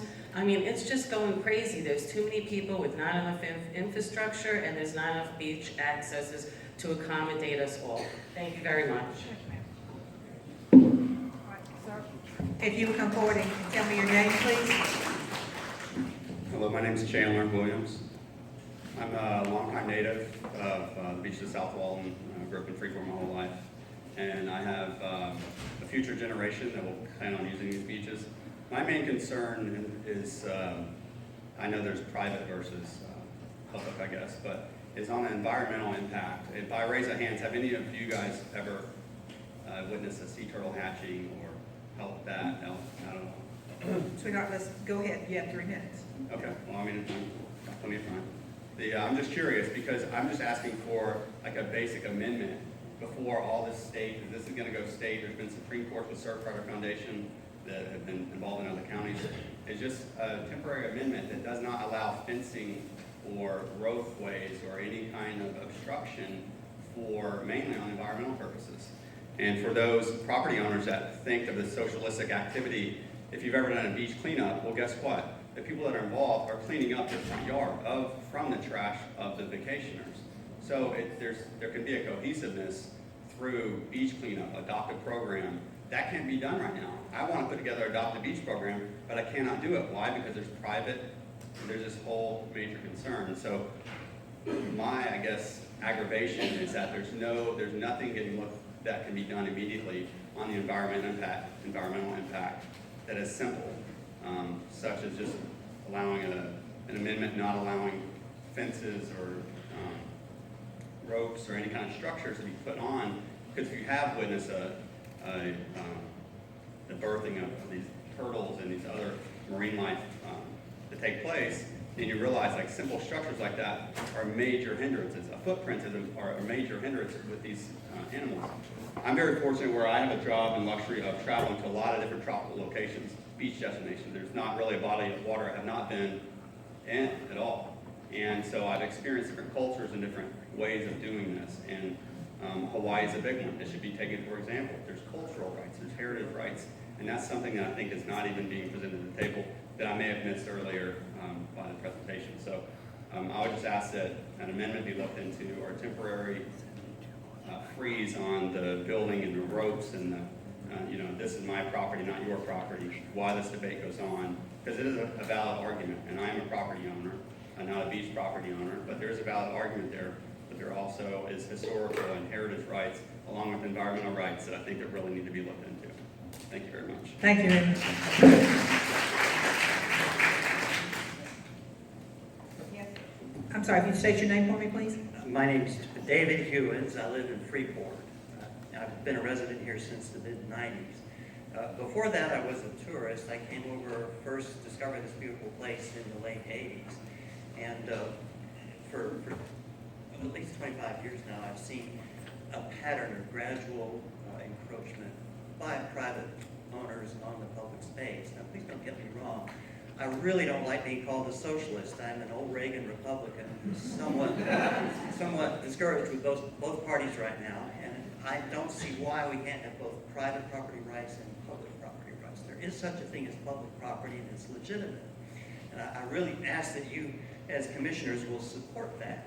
Now, I can't take sides in any particular case in this debate right now because I don't know the details, but I think we really need to resist the constructive ownership. I've seen in Okaloosa a pattern. I was actually kicked off a beach down there on the island at one time when the contractor wanted to put umbrellas up where I was lying. I got there first. I was below the mean high water mark. I've seen this happen to others too, and I really would hate to see it happen here. Rewind just briefly 1 minute back into the 90s. Before I worked here, I was selling software on the peninsula. I got to, at company expense, to travel extensively over there. I can remember renting a car and driving 25 or 30 miles without seeing one public access down the A1A and on the other side from Bradenton right on down to Naples. Please, please don't let that happen here. There's so many incentives to privatize. We really can't afford to have that happen here. Also, briefly, I don't like paying taxes any more than most of us do, but I'd be happy to pay something to support more sheriff's deputies down at the South Walton substation. Thank you for the chance. Thank you, sir. Yes, ma'am. And this gentleman will be our last speaker. My name is Jennifer Preston. I was born in Walton County and have lived here in Walton County and Destin my whole life. I lived and beached here before most of the homes and land were developed. I have frequented the shops and restaurants since a small child. I am not a property owner, but have dreamed of owning a home on or near the beach my whole life. Every year I grew taller, and every year I grew older. My dream of property ownership has become less and less attainable because of the high property prices. But what is truly sad is as the prices increased, my limitation to exercise my Florida-born right to enjoy the abundant and beautiful beaches has also been stripped from me. My rights to the ability to sit peacefully on the beach and waterways existed prior to most purchases of that land. The human right to access waterways has been in place by governments since the Roman law in 500 AD. I ask that we as a people do our best to maintain that historical precedent that has been set for thousands of years.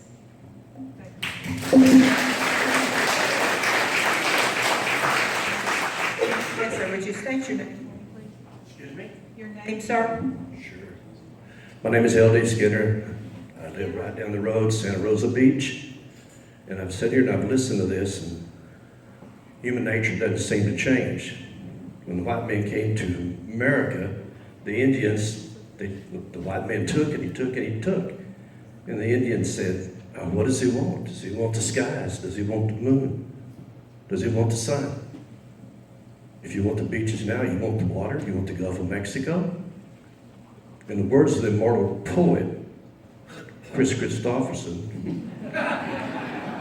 who said, it don't make sense, the common sense don't make no sense no more.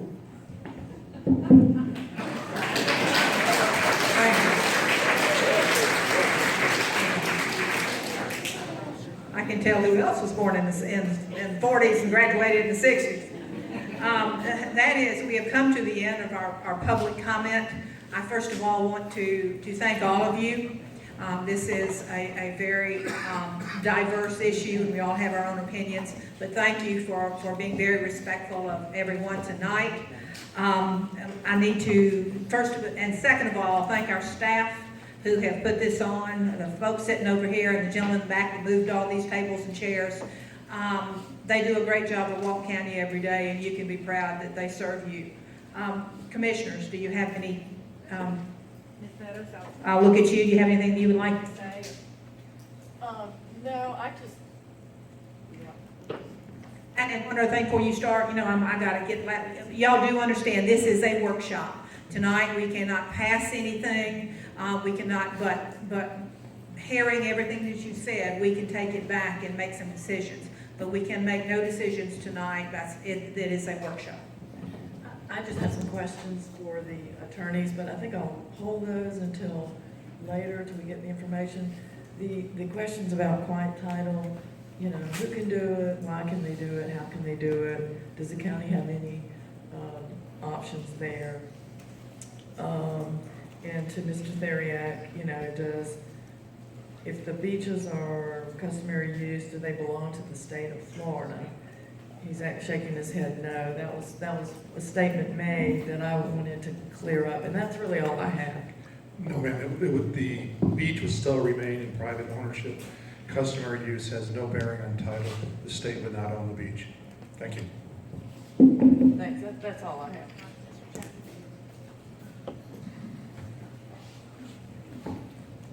I knew he couldn't resist. Wasn't going to say anything, but Mr. Theriak, there's been a couple that's brought up the concern of liability in the event of customary use. Can you address that? Yes, sir. Tonorama and the cases decided after that never addressed the liability issue. So you have to fall back on just regular tort law. And under regular tort law, I believe the standard would be if a property owner was grossly negligent, then they would have liability. Absent gross negligence, they would not. And gross negligence would be, for example, digging a 10-foot deep hole and not telling somebody that there's a 10-foot deep hole. But if there's not an action of the property owner, I believe the law is that there would be no exposure to the property owner. Thank you. Yes, sir. The only other thing I got a little concerned about when we move through this process is any of the obstructions that are down on the beach that could interfere with the wildlife, turtles, beach mouse, whatever it may be down there. We need to be cognizant of that as we move forward through this process.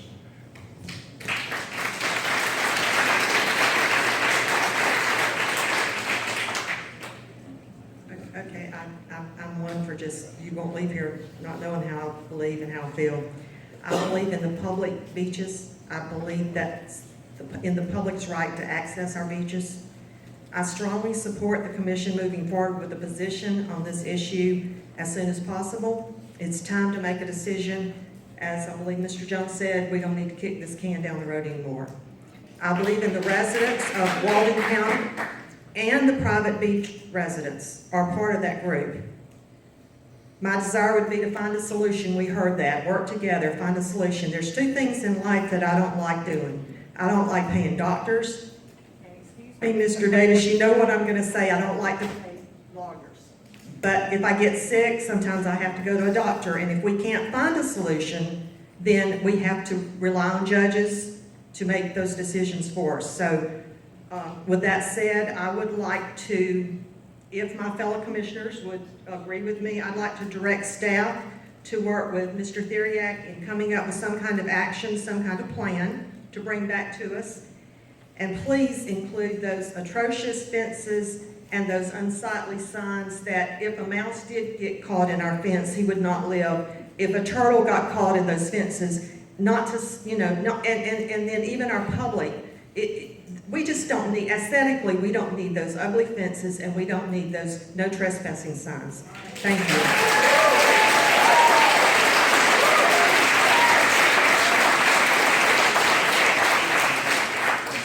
All right, once again, staff, you have our direction. If you will bring back to us, perhaps do you have time for Tuesday to bring us back something? Okay, they will bring us back something that we can start working on at our Tuesday's meeting. It is in Defuniak Springs. That's the one across the bridge. It's about, I measured it once, it's the same distance from here up there it is from up here down here. It'll take you about 20 minutes. And if you would like to join us at 9 o'clock on Tuesday morning, we would love to have each and every one of you. Thank you and good evening. May God bless you.